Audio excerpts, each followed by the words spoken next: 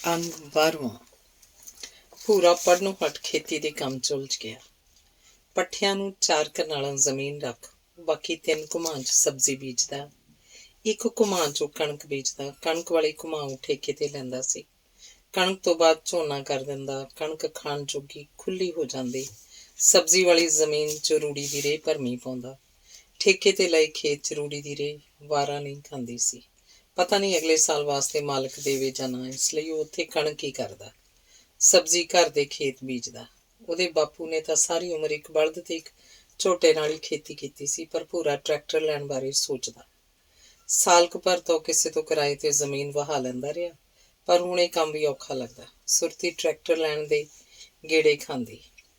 ਸੰਗੋਆਲ ਦੀ ਜ਼ਮੀਨ, ਜਿਹੜੀ ਤਾਂ ਪਿੰਡ ਤੋਂ ਸਿੱਧਵਾਂ ਬੇਟ ਵਾਲੇ ਪਾਸੇ ਸੀ, ਉਹ ਤਾਂ ਕਦੇ ਨਾ ਕਦੀ ਦਰਿਆ ਦਾ ਚੜ੍ਹਾਅ ਬਰਸਾਤਾਂ ਮੌਕੇ ਫਸਲ ਮਾਰ ਵੀ ਜਾਂਦਾ, ਪਰ ਮਹਿਤਪੁਰ ਵਾਲੇ ਪਾਸੇ ਦੀਆਂ ਜ਼ਮੀਨਾਂ ਸੋਨਾ ਉਗਲਦੀਆਂ।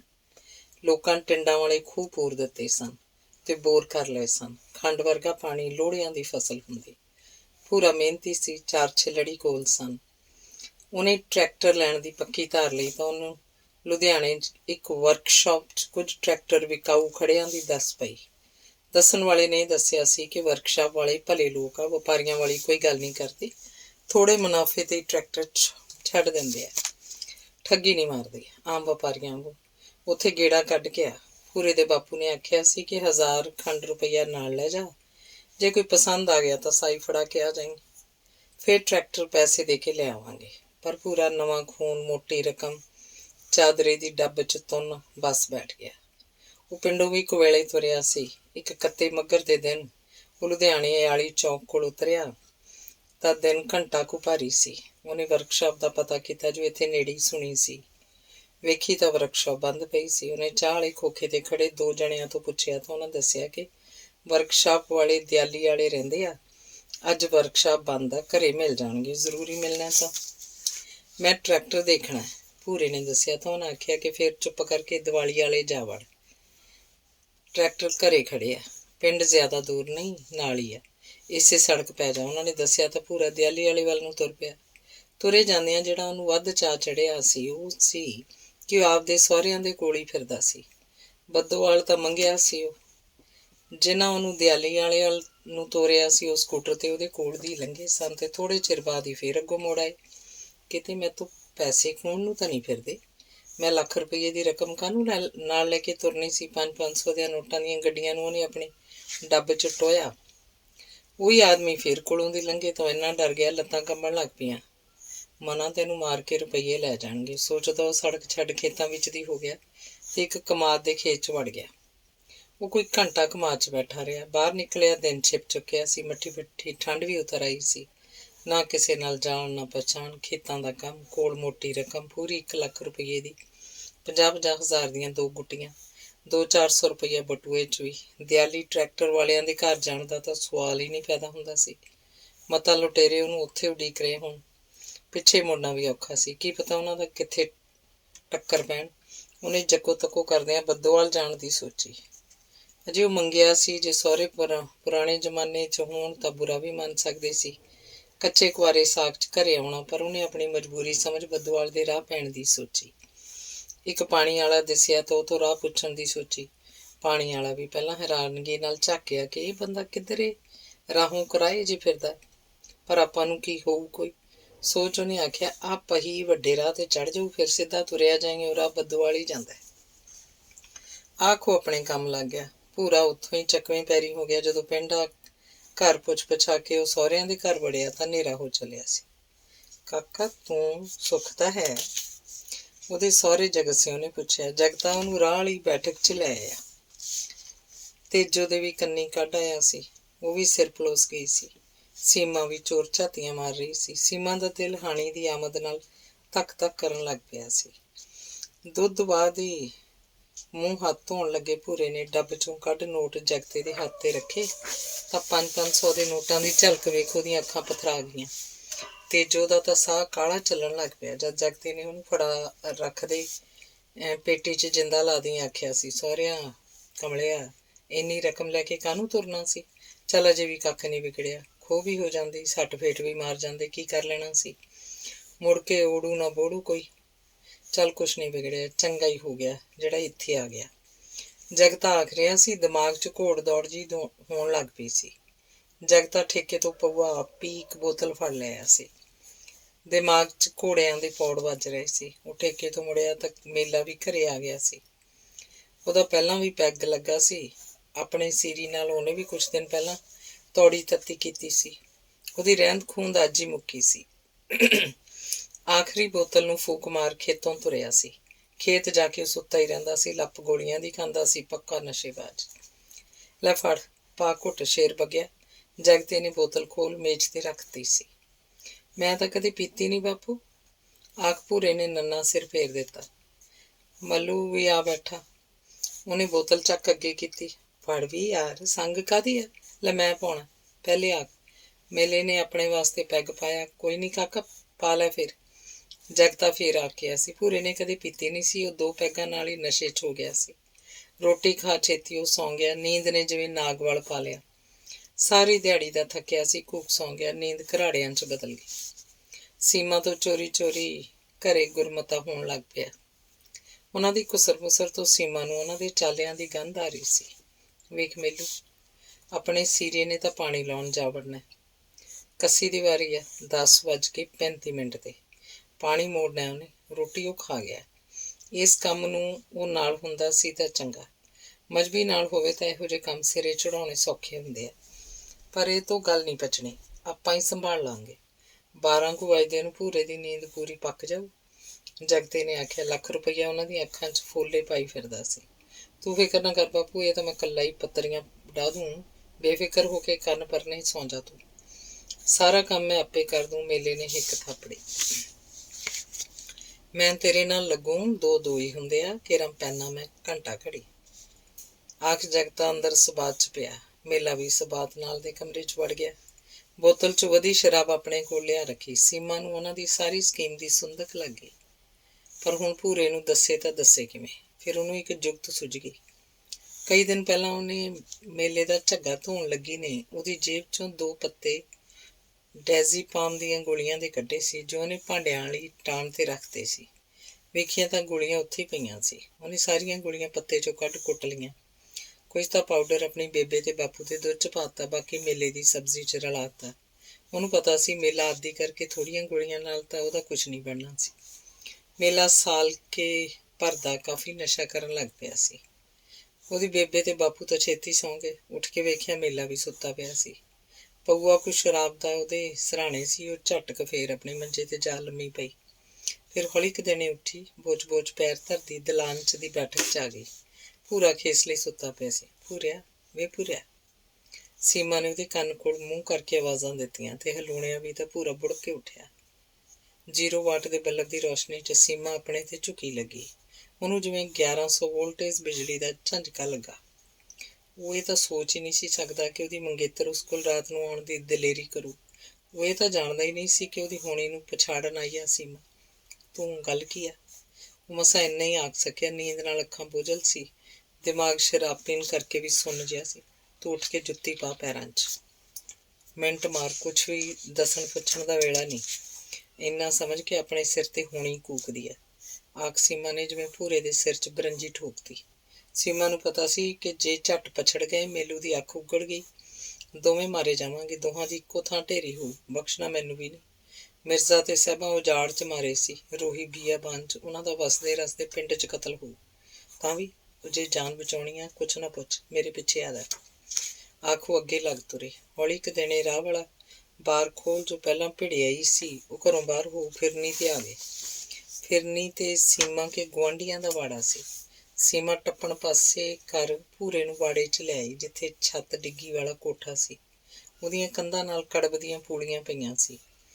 ਉਹ ਅੱਗੇ ਹੋਏ ਤਾਂ ਅੰਦਰੋਂ ਇੱਕ ਕਤੂਰਾ ਚੌਂ ਚੌਂ ਕਰਦਾ ਨਿਕਲਿਆ। ਸੀਮਾ ਟਾਂਡਿਆਂ ਨਾਲ ਢੋਹ ਲਾ ਕੇ ਬੈਠ ਗਈ। ਭੂਰਾ ਵੀ ਬੈਠ ਗਿਆ। ਗੱਲ ਕੀ ਆ? ਮੈਨੂੰ ਤਾਂ ਦੱਸ ਕੁਛ। ਭੂਰੇ ਨੇ ਬੈਠਦੇ ਹੀ ਉਹਨੂੰ ਮੋਢੇ ਤੋਂ ਫੜ ਕੇ ਹਿਲਾਉਣਿਆ। ਮੇਰੇ ਮਾਪੇ ਤੇਰੇ ਰੁਪਈਆਂ ਤੇ ਬੇਈਮਾਨ ਹੋ ਗਿਆ ਮੇਰੇ ਹਾਣੀਆਂ। ਤੇਰੇ ਫੜਾਏ ਨੋਟਾਂ ਨੇ ਉਹਨਾਂ ਦੀ ਮੱਤ ਮਾਰਤੀ ਹੈ। ਉਹ ਤੈਨੂੰ ਮਾਰ ਦੇਣ ਦੀ ਸਕੀਮ ਬਣਾਈ ਬੈਠੇ ਆ। ਹੁਣ ਨੂੰ ਤਾਂ ਤੇਰਾ ਧੰਦਾ ਭੁਗਤਾ ਵੀ ਦੇਣਾ ਸੀ ਜੇ ਮੈਂ ਉਹਨਾਂ ਨੂੰ ਨੀਂਦ ਦੀਆਂ ਗੋਲੀਆਂ ਨਾ ਦਿੰਦੀ। ਪਰ ਮੇਲੇ ਨੂੰ ਜਾਗ ਆਈ ਕਿ ਆਈ। ਉਹ ਜ਼ਿਆਦਾ ਨਸ਼ੇ ਦਾ ਆਦੀ ਹੈ। ਗੋਲੀਆਂ ਨੇ ਜ਼ਿਆਦਾ ਚਿਰ ਅਸਰ ਨਹੀਂ ਕਰਨਾ। ਬਾਪੂ ਨੂੰ ਭਾਵੇਂ ਜਾਗ ਨਾ ਆਵੇ, ਪਰ ਜਦੋਂ ਮੇਲਾ ਉੱਠ ਖੜਿਆ ਉਹ ਤੱਕ ਚੀਚੀਆਂ ਲਊ ਤੇਰੇ ਤੇ ਮੇਰੇ ਤੇ ਵੀ।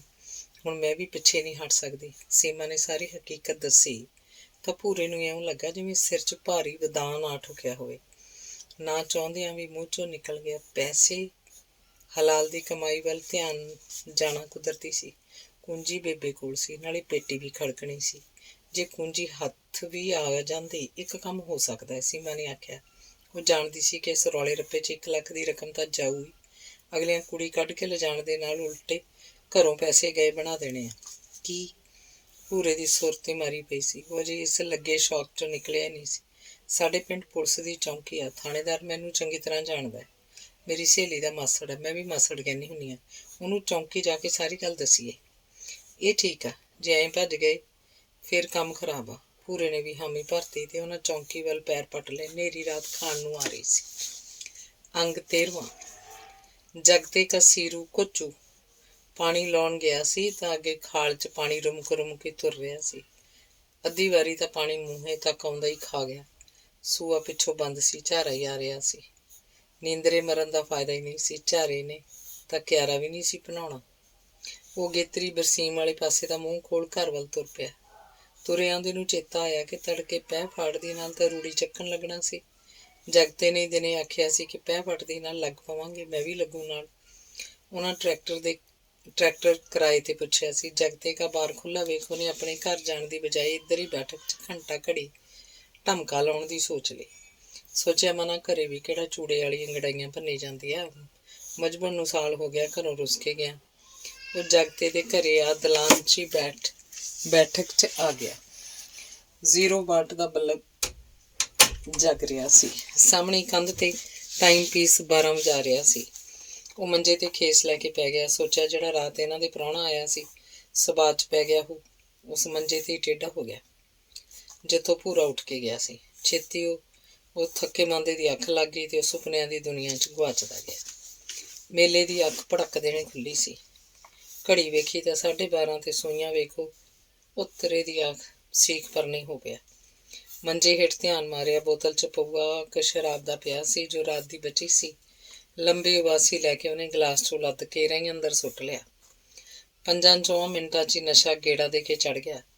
ਰਾਤ ਵਾਲੀ ਪੀਤੀ ਦਾ ਵੀ ਨਸ਼ਾ ਅਜੇ ਦਿਮਾਗ 'ਚ ਸੀ। ਉਹ ਹੌਲੀ ਦੇਣੇ ਉੱਠ ਕੇ ਪਸ਼ੂਆਂ ਵਾਲੇ ਵਰਾਂਡੇ 'ਚ ਆਇਆ। ਕੁਤਰੇ ਵਾਲੇ ਟੋਕੇ ਕੋਲੋਂ ਕਹੀ ਚੱਕ ਉਹਨੇ ਧਾਰ ਵੇਖੀ। ਕਹੀ ਪੂਰੀ ਤਿੱਖੀ ਸੀ। ਅਜੇ ਕੱਲ੍ਹ ਹੀ ਤਾਂ ਖਾਲ ਘੜਦੇ ਘੋਚੂ ਨੇ ਰੇਤੀ ਸੀ। ਫਿਰ ਉਹਨੂੰ ਖਿਆਲ ਆਇਆ ਕਿ ਕਿਉਂ ਨਾ ਰਾਤ ਹੀ ਉਹਨੂੰ ਸ਼ਰਾਬ 'ਚ ਜ਼ਹਿਰ ਦੇ ਦਿੱਤਾ। ਉਹਨੂੰ ਲਾਸ਼ ਵੀ ਖਪਾਈ ਜਾਣੀ ਸੀ। ਇਹ ਤਾਂ ਮੈਂ ਤੇ ਬਾਪੂ ਨੇ ਵਿਉਂਤ ਬੰਦੀ ਕੀਤੀ ਹੀ ਨਹੀਂ। ਚੱਲ ਹੁਣ ਕੀ ਹੋ ਗਿਆ, ਟੋਆ ਪੱਟ ਕੇ ਘਰੇ ਦੱਬ ਦਿਆਂਗੇ ਜਾਂ ਕੋਈ ਹੋਰ ਸਕੀਮ ਸੋਚਾਂਗੇ। ਜੇ ਜਾਗ ਨਾ ਆਉਂਦੀ ਤਾਂ ਪੁੱਤਾਂ ਦਾ ਕੰਮ ਹੀ ਚੌੜ ਹੋ ਜਾਣਾ ਸੀ। ਬਾਪੂ ਨੂੰ ਵੀ ਜਾਗ ਨਹੀਂ ਆਈ, ਪਰ ਮੈਂ ਉਹਨੂੰ ਬੇਫਿਕਰ ਜਿਹਾ ਕਰਤਾ ਸੀ। ਸੋਚਾਂ ਜੀਆਂ ਸੋਚਦਾ ਉਹ ਬੈਠਕ 'ਚ ਆ ਗਿਆ। ਕਹੀ ਤੇ ਫਿਰ ਹੱਥ ਫੇਰਿਆ। ਘੋਚੂ ਜਦੋਂ ਰੇਤਦਾ ਹੈ ਤਾਂ ਬਣਾ ਵੀ ਤਲਵਾਰ ਅਰਗੀ ਦਿੰਦਾ। ਫਿਰ ਪਏ ਭੂਰੇ ਵੱਲ ਵੇਖ ਕਚੀਚੀ ਜੀ ਲਈ ਤੇ ਕਹੀ ਆਪਣੇ ਸਿਰ ਤੋਂ ਉੱਚੀ ਕੀਤੀ। ਘੱਪ ਦੀ ਆਵਾਜ਼ ਨਾਲ ਹੀ ਲਹੂ ਦਾ ਛੱਪੜ ਲੱਗਦਾ ਗਿਆ। ਉਹਨੇ ਨਾਲ ਹੀ 1 ਵਾਰ ਹੋਰ ਕਰਤਾ। ਜਿਹੜੀ ਧੌਣ ਮਾੜੀ ਮੋਟੀ ਅਟਕੀ ਸੀ ਉਹ ਕਸਰ ਦੂਜੇ ਵਾਰ ਨੇ ਪੂਰੀ ਕਰਤੀ। ਮੇਲੇ ਨੇ ਤਸੱਲੀ ਕਰਨ ਲਈ 100 ਪਾਵਰ ਦੀ ਬੱਲਬ ਵਾਲੀ ਸੁੱਚ ਛੱਡੀ ਤੇ ਲਹੂ ਨਾਲ ਗੱਚ ਖੇਸ ਉੱਪਰੋਂ ਖਿੱਚਿਆ ਤਾਂ ਉਹਦਾ ਸਾਰਾ ਨਸ਼ਾ ਕਫੂਰ ਹੋ ਗਿਆ। ਬਾਪੂ ਓਏ, ਬਾਪੂ, ਬਾਪੂ ਓਏ। ਮੇਲੇ ਨੇ ਜਗਤੇ ਨੂੰ ਜਾ ਆਵਾਜ਼ਾਂ ਮਾਰੀਆਂ। ਜਗਤਾ ਤੇ ਤੇਜੋ ਬੁੜ ਕੇ ਆ ਗਏ। ਕਿਵੇਂ ਆ? ਜਗਤਾ ਬੋਲਿਆ, ਭਾਵੇਂ ਨਾ, ਪਰ ਉਹਦੀ ਕਿਵੇਂ ਆ 'ਚ ਕੰਮ ਹੋ ਗਿਆ ਕਿ ਨਹੀਂ ਦਾ ਪੁੱਛ ਸੀ। ਉਹ ਇੰਨੀ ਗੂੜੀ ਨੀਂਦ ਸੌਣ ਤੇ ਪਛਤਾ ਵੀ ਰਿਹਾ ਸੀ। ਬਾਹਰ ਆ ਉੱਠ ਕੇ, ਮੇਲੇ ਨੇ ਆਖਿਆ। ਉਹਦਾ ਸਾਹ ਨਾਲ ਸਾਹ ਨਹੀਂ ਰਲ ਰਿਹਾ ਸੀ। ਜਗਤੇ ਨੇ ਅੰਦਰੋਂ ਬਾਹਰ ਆਉਂਦੇ ਪੁੱਛਿਆ, ਕੰਮ ਹੋ ਗਿਆ? ਉਹ ਕੰਮ ਤਾਂ ਬਹੁਤ ਮਾੜਾ ਹੋ ਗਿਆ। ਭੂਰਾ ਭੈਣ ਦਾ ਯਾਰ ਤਾਂ ਹੈ ਹੀ ਨਹੀਂ। ਮੈਥੋਂ ਤਾਂ ਘੋਚੂ ਵੱਢਿਆ ਗਿਆ। ਉਹਦੇ ਮੰਜੇ ਤੇ ਘੋਚੂ ਪਿਆ ਸੀ। ਹੈਂ? ਜਗਤੇ ਦੇ ਸਿਰ 'ਚ ਜਿਵੇਂ ਕਿੱਲ ਠੋਕਿਆ ਗਿਆ। ਹੈਂ ਕੀ? ਮੇਲਾ ਆਪਣੀ ਬੇਬੇ ਨੂੰ ਅੰਦਰੋਂ ਆਉਂਦੀ ਵੇਖ ਚੁੱਪ ਕਰ ਗਿਆ। ਪਰ ਤੇਜੋ ਨੇ ਇੱਕ ਹੋਰ ਐਟਮ ਫੋੜਤਾ ਦੋਹਾਂ ਦੇ ਸਿਰ 'ਚ। ਸੀਮਾ ਹੈ ਨਹੀਂ ਅੰਦਰ, ਪਤਾ ਨਹੀਂ ਕਿੱਧਰ ਗਈ। ਪਿਸ਼ਾਬ ਕਰਨ ਉੱਠੀ ਹੁੰਦੀ, ਇੰਨਾ ਚਿਰ ਥੋੜ੍ਹੇ ਲਾਉਣਾ ਸੀ। ਭੂਰਾ ਤੇ ਉਹ ਭੱਜ ਗਏ। ਫਿਰ ਮੇਲੇ ਨੇ ਅਨੁਮਾਨ ਲਾ ਲਿਆ। ਉਹ ਤਿੰਨੇ ਫੇਰ ਬੈਠਕ 'ਚ ਆਏ। ਲਹੂ ਦਾ ਲੱਗਾ ਛੱਪੜ ਵੇਖ ਤੇ ਘੋਚੂ ਦੀ ਧੜ ਨਾਲੋਂ ਅੱਡ ਪਈ ਧੌਣ ਵੇਖ ਤੇਜੋ ਤਾਂ ਥਾਂ ਹੀ ਬੈਠ ਗਈ। ਜਗਤਾ ਵੀ ਪੱਥਰ ਹੋ ਗਿਆ। ਪਰ ਹੁਣ ਪੱਥਰ ਹੋਇਆ ਵੀ ਨਹੀਂ ਸਰਨਾ ਸੀ। ਹਿੱਲੇ ਜੁਲੇ ਬਿਨਾਂ ਤਾਂ ਕਹਾਣੀ ਲੋਟ ਹੀ ਨਹੀਂ ਸੀ ਆਉਣੀ। ਕੁਝ ਤਾਂ ਸੋਚਣਾ ਪੈਣਾ ਹੀ ਸੀ। ਦਿਮਾਗ ਦੀ ਘੋੜ ਦੌੜ ਕਰਾਉਣੀ ਪੈਣੀ ਸੀ। 2 ਕੁ ਘੁੱਟਾਂ ਤਾਂ ਪਈ ਸੀ ਬੋਤਲ 'ਚ, ਉਹ ਤਾਂ ਮੈਂ ਪੀ ਲਈ। ਹੋਰ ਪਈ ਆ ਘੁੱਟ ਕਿਤੇ ਮੇਲੇ ਨੇ ਉਬਾਸੀ ਲਈ। ਉਹ ਭੈਣ ਦਿਆ ਖਸਮਾਂ, ਤੇਰੀ ਘੁੱਟ ਨੇ ਚੰਦ ਚੜਾਇਆ। ਰਾਤ ਵੀ ਤੂੰ ਵੱਧ ਸੀ ਤਾਂ ਹੀ ਸੌਂ ਗਿਆ। ਜੇ ਉੱਠਿਆ ਤਾਂ ਭਾਣਾ ਵਰਤਾਤਾ। ਬੰਦਾ ਨਹੀਂ ਸਿਆਣਿਆ ਗਿਆ ਤੈਥੋਂ ਡੱਕੇ ਤੋਂ। ਹੁਣ ਜੇ ਲਾਸ਼ ਖਪਾਉਣੇ ਆ ਤਾਂ ਵੀ ਕੋਚੂ ਆਪਣੇ ਜੰਮੇ ਹੀ ਪਊ। ਇਹ ਤਾਂ ਸੀਮਾ ਨੂੰ ਪਤਾ ਲੱਗ ਗਿਆ ਹੋਊ। ਕਿਤੇ ਰਾਤ ਹੀ ਭੂਰੇ ਨੂੰ ਲੈ ਕੇ ਤਿੱਤਰ ਹੋ ਗਈ ਨਾ ਮੁਰਾਦ। ਹੁਣ ਇਉਂ ਕਰੀਏ, ਉਹਨਾਂ ਦੀ ਗੱਲ ਛੱਡੀਏ, ਪਹਿਲਾਂ ਇਹਦੇ ਬਾਰੇ ਸੋਚੀਏ। ਇਹ ਭੈਣ ਦਾ ਖਸਮ ਢੇਡ ਆ ਕੇ ਇੱਥੇ ਪਿਆ ਹੀ ਕਿਉਂ? ਜਗਤੇ ਦੀ ਆਵਾਜ਼ ਜਿਵੇਂ ਖੂਹ 'ਚੋਂ ਆ ਰਹੀ ਸੀ। ਕੀ ਸੋਚੀਏ ਹੁਣ? ਮੇਲਾ ਕੀ ਜਵਾਬ ਦਿੰਦਾ? ਤੇ ਜੋ ਉਵੇਂ ਸਿਰ ਸੁੱਟੀ ਬੈਠੀ ਸੀ। ਜਗਤਾ ਹੀ ਕੁਝ ਸੋਚ ਵਿੱਚ ਬੋਲਿਆ, ਅੱਧਾ ਕੁ ਘੰਟਾ ਪਹਿਲਾਂ ਦਮ ਮਾਰੀਏ, ਫਿਰ ਆਪਾਂ ਦੋਵੇਂ ਚੌਂਕੀ ਵੱਲ ਰੌਲਾ ਪਾਉਂਦੇ ਭੱਜੀਏ ਕਿ ਸਾਡੇ ਘਰ ਬੰਦੇ ਆ ਗਏ, ਸਾਡੇ ਸੀਰੀ ਨੂੰ ਵੱਢ ਗਏ। ਸਹੁਰਿਆਂ ਨਾਲ ਇਹਦੀ ਅਣਬਣਾ, ਆਪੇ ਉਹਨਾਂ ਸਿਰ ਲੱਗੂ। ਆਪਾਂ ਮਾੜਾ ਜਿਹਾ ਇਸ਼ਾਰਾ ਕਰ ਦਿਆਂਗੇ, ਹਾਲਾਤ ਖਰਾਬ ਆ, ਗੱਲ ਆਪੇ ਗੰਧਾਲ ਚਾਲ ਪੈ ਜਾਊ। ਜਾ ਕੇ ਰਪਟ ਲਿਖਾ ਦਿਆਂਗੇ। ਇਹਦਾ ਸਾਲਾ ਹੈ ਉਹ, ਇੱਕ ਮੁਚਰੂ ਜਿਹਾ ਖੇਮਾ ਉਹਦਾ ਨਾਂ, ਲਿਖਾ ਦਿਆਂਗੇ ਆਪਾਂ। ਦੇ ਬਾਪੂ ਘੁੱਟ ਹੈਗੀ ਆ ਤਾਂ। ਦਿਲ ਨਹੀਂ ਹਟਦਾ। ਮੇਲੂ ਫੇਰ ਆ ਗਿਆ, ਭੈਣ ਦਿਆ ਯਾਰਾ ਕੁਰਲੀਆਂ ਕਰਕੇ ਪਹਿਲਾਂ ਅਗਲੀ ਪੀਤੀ ਦੀ ਹਵਾੜ ਮਾਰ। ਸੁੱਕੀ ਚਾਹ ਚੱਬ, ਹੋਰ ਨਾ ਭਾਲ। ਜੇ ਪੁਲਿਸ ਵਾਲਿਆਂ ਨੂੰ ਤੇਰੀ ਪੀਤੀ ਦਾ ਪਤਾ ਨਾ ਲੱਗੇ, ਹੋਰ ਭਾਲਦਾ ਸਾਲਾ। ਜਗਤਾ ਗਰਮ ਹੋ ਗਿਆ। ਤੇਜੋ ਦਾ ਤਾਂ ਸੁੱਥਣ 'ਚ ਮੂਤ ਨਿਕਲਿਆ ਪਿਆ ਸੀ। ਉਹਨਾਂ ਦੇ ਸਕੀਮਾਂ ਘੜਦਿਆਂ ਰਾਤ ਦੇ 3 ਵੱਜ ਗਏ। ਉਹਨਾਂ ਨੂੰ ਇਸ ਗੱਲ ਦੀ ਪੂਰੀ ਸੰਤੁਸ਼ਟੀ ਸੀ ਕਿ ਪੈਸੇ ਉਹਨਾਂ ਕੋਲ ਸਨ। ਜੇ ਸਕੀਮ ਸਿਰੇ ਚੜ੍ਹ ਜਾਂਦੀ ਸੀ ਤਾਂ ਉਹਨਾਂ ਭਾਣੇ ਕੁਛ ਨਹੀਂ ਵਿਗੜਿਆ ਸੀ। ਉਹ ਘਰੋਂ ਤੁਰਨ ਲੱਗੇ ਸੀ ਤਾਂ ਤੇਜੋ ਨੇ ਜ਼ਬਾਨ ਤੋਂ ਉੱਲੀ ਲਾਈ ਸੀ, ਸੀਮਾ ਬਾਰੇ ਕੀ ਦੱਸਾਂਗੇ? ਮੈਥੋਂ ਗੁੱਤ ਨਾ ਪਟਾ ਲਈ ਹੁਣ ਬੈਤਲੇ। ਤੇਰੇ ਪਿਓ ਚੌਂਕੀ ਵਾਲਿਆਂ ਨੂੰ ਸੁਪਨਾ ਤਾਂ ਨਹੀਂ ਆਉਂਦਾ ਸੀਮਾ ਘਰੇ ਆ ਜਾਂ ਮੂੰਹ ਕਾਲਾ ਕਰ ਗਈ? ਇਹ ਗੱਲ ਤਾਂ ਅਜੇ ਆਪਣੇ 'ਚ ਹੀ ਹੈ। ਜਗਤੇ ਨੇ ਘੁਰਕੀ ਦਿੱਤੀ ਤਾਂ ਤੇਜੋ ਦੜ ਵੱਟ ਗਈ। ਤੇ ਫਿਰ ਜਗਤਾ ਤੇ ਮੇਲਾ ਮਾਰਤੇ ਲੋਕੋ ਕਰਦੇ ਚੌਂਕੀ ਵੱਲ ਨੂੰ ਭੱਜੇ। ਤੇਜੋ ਸਬਾਤ ਜਾ ਬਾਖਰੂ ਕਰਨ ਲੱਗ ਪਈ। ਅੰਗ 14। ਹਨੇਰੀ ਰਾਤ ਖਾਣ ਨੂੰ ਆ ਰਹੀ ਸੀ। ਸੀਮਾ ਤੇ ਭੂਰਾ ਹੌਂਕਦੇ ਪੁਲਿਸ ਚੌਂਕੀ ਕੋਲ ਆਏ ਸੀ। ਕੌਣ? ਜਾਗੋ ਮਿੱਚੀ ਜਿਹੀ 'ਚ ਸੰਤਰੀ ਨੇ ਉੱਬੜਵਾਏ ਪੁੱਛਿਆ। ਕਿਤੇ ਬਾਬੇ ਨਾ ਆ ਗਏ ਹੁਣ? ਸੋਚ ਧੁਰਤੜੀ ਜਿਹੀ ਵੀ ਲਈ। ਗੰਨ ਨਾਲੋਂ ਹੱਥ ਛੁੱਟਦੇ ਬਚੇ। ਸਰੀਰ ਨੂੰ ਕੰਬਣੀ ਚੜ੍ਹਦੀ ਲੱਗੀ। ਉਹ ਅੱਗੇ ਕੁਝ ਹੋਰ ਬੋਲਦਾ, ਆਪਣੇ ਖੰਭ ਤੋਲ ਕੇ ਪਹਿਲਾਂ ਸੀਮਾ ਦੀ ਆਵਾਜ਼ ਕੰਨਾਂ 'ਚ ਪਈ, ਹਰਕੇਸ਼ ਸਿੰਘ ਜੀ ਮੇਰੇ ਮਾਸੜ ਆ, ਉਹਨਾਂ ਨੂੰ ਮਿਲਣਾ। ਸੀਮਾ ਦੇ ਮੂੰਹੋਂ ਸੁਣਨ ਜਿੱਥੇ ਉਹਨੂੰ ਰਾਹਤ ਜੀ ਆਈ, ਉੱਥੇ ਆਪਣੇ ਥਾਣੇਦਾਰ ਬਾਰੇ ਮਾਸੜ ਜੀ ਸੁਣ ਇੱਕ ਪਲ ਦੀ ਵੀ ਦੇਰੀ ਲਾਏ ਬਿਨਾਂ ਚੌਂਕੀ ਦਾ ਵਿਹੜਾ ਲੰਘ ਹਰਕੇਸ਼ ਨੂੰ ਜਾ ਹਾਕ ਮਾਰੀ। ਇਹ ਚੌਂਕੀ ਕਿਸੇ ਦਾ ਵਿਹਲਾ ਘਰ ਕਿਰਾਏ ਤੇ ਲੈ ਸਥਾਪਿਤ ਕੀਤੀ ਗਈ ਸੀ। ਹਰਕੇਸ਼ ਆਪਣੇ ਕਮਰੇ 'ਚ ਘੂਕ ਸੁੱਤਾ ਪਿਆ ਸੀ ਜਦੋਂ ਉਹਨੂੰ ਸਾਹਿਬ ਜੀ ਦੀ ਰੱਟ ਸੁਣੀ। ਕੀ ਗੱਲ ਆ, ਕਿਉਂ ਰਿੰਗੀ ਜਾਣਾ? ਸੌਂ ਲੈਣ ਦੇ 2 ਘੰਟੇ।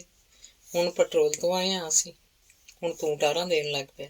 ਹਰਨੇਕ ਸੂਈ ਕੁੱਤੀਆਂ ਨੂੰ ਪਿਆ। ਹਰਕੇਸ਼ ਸਿੰਘ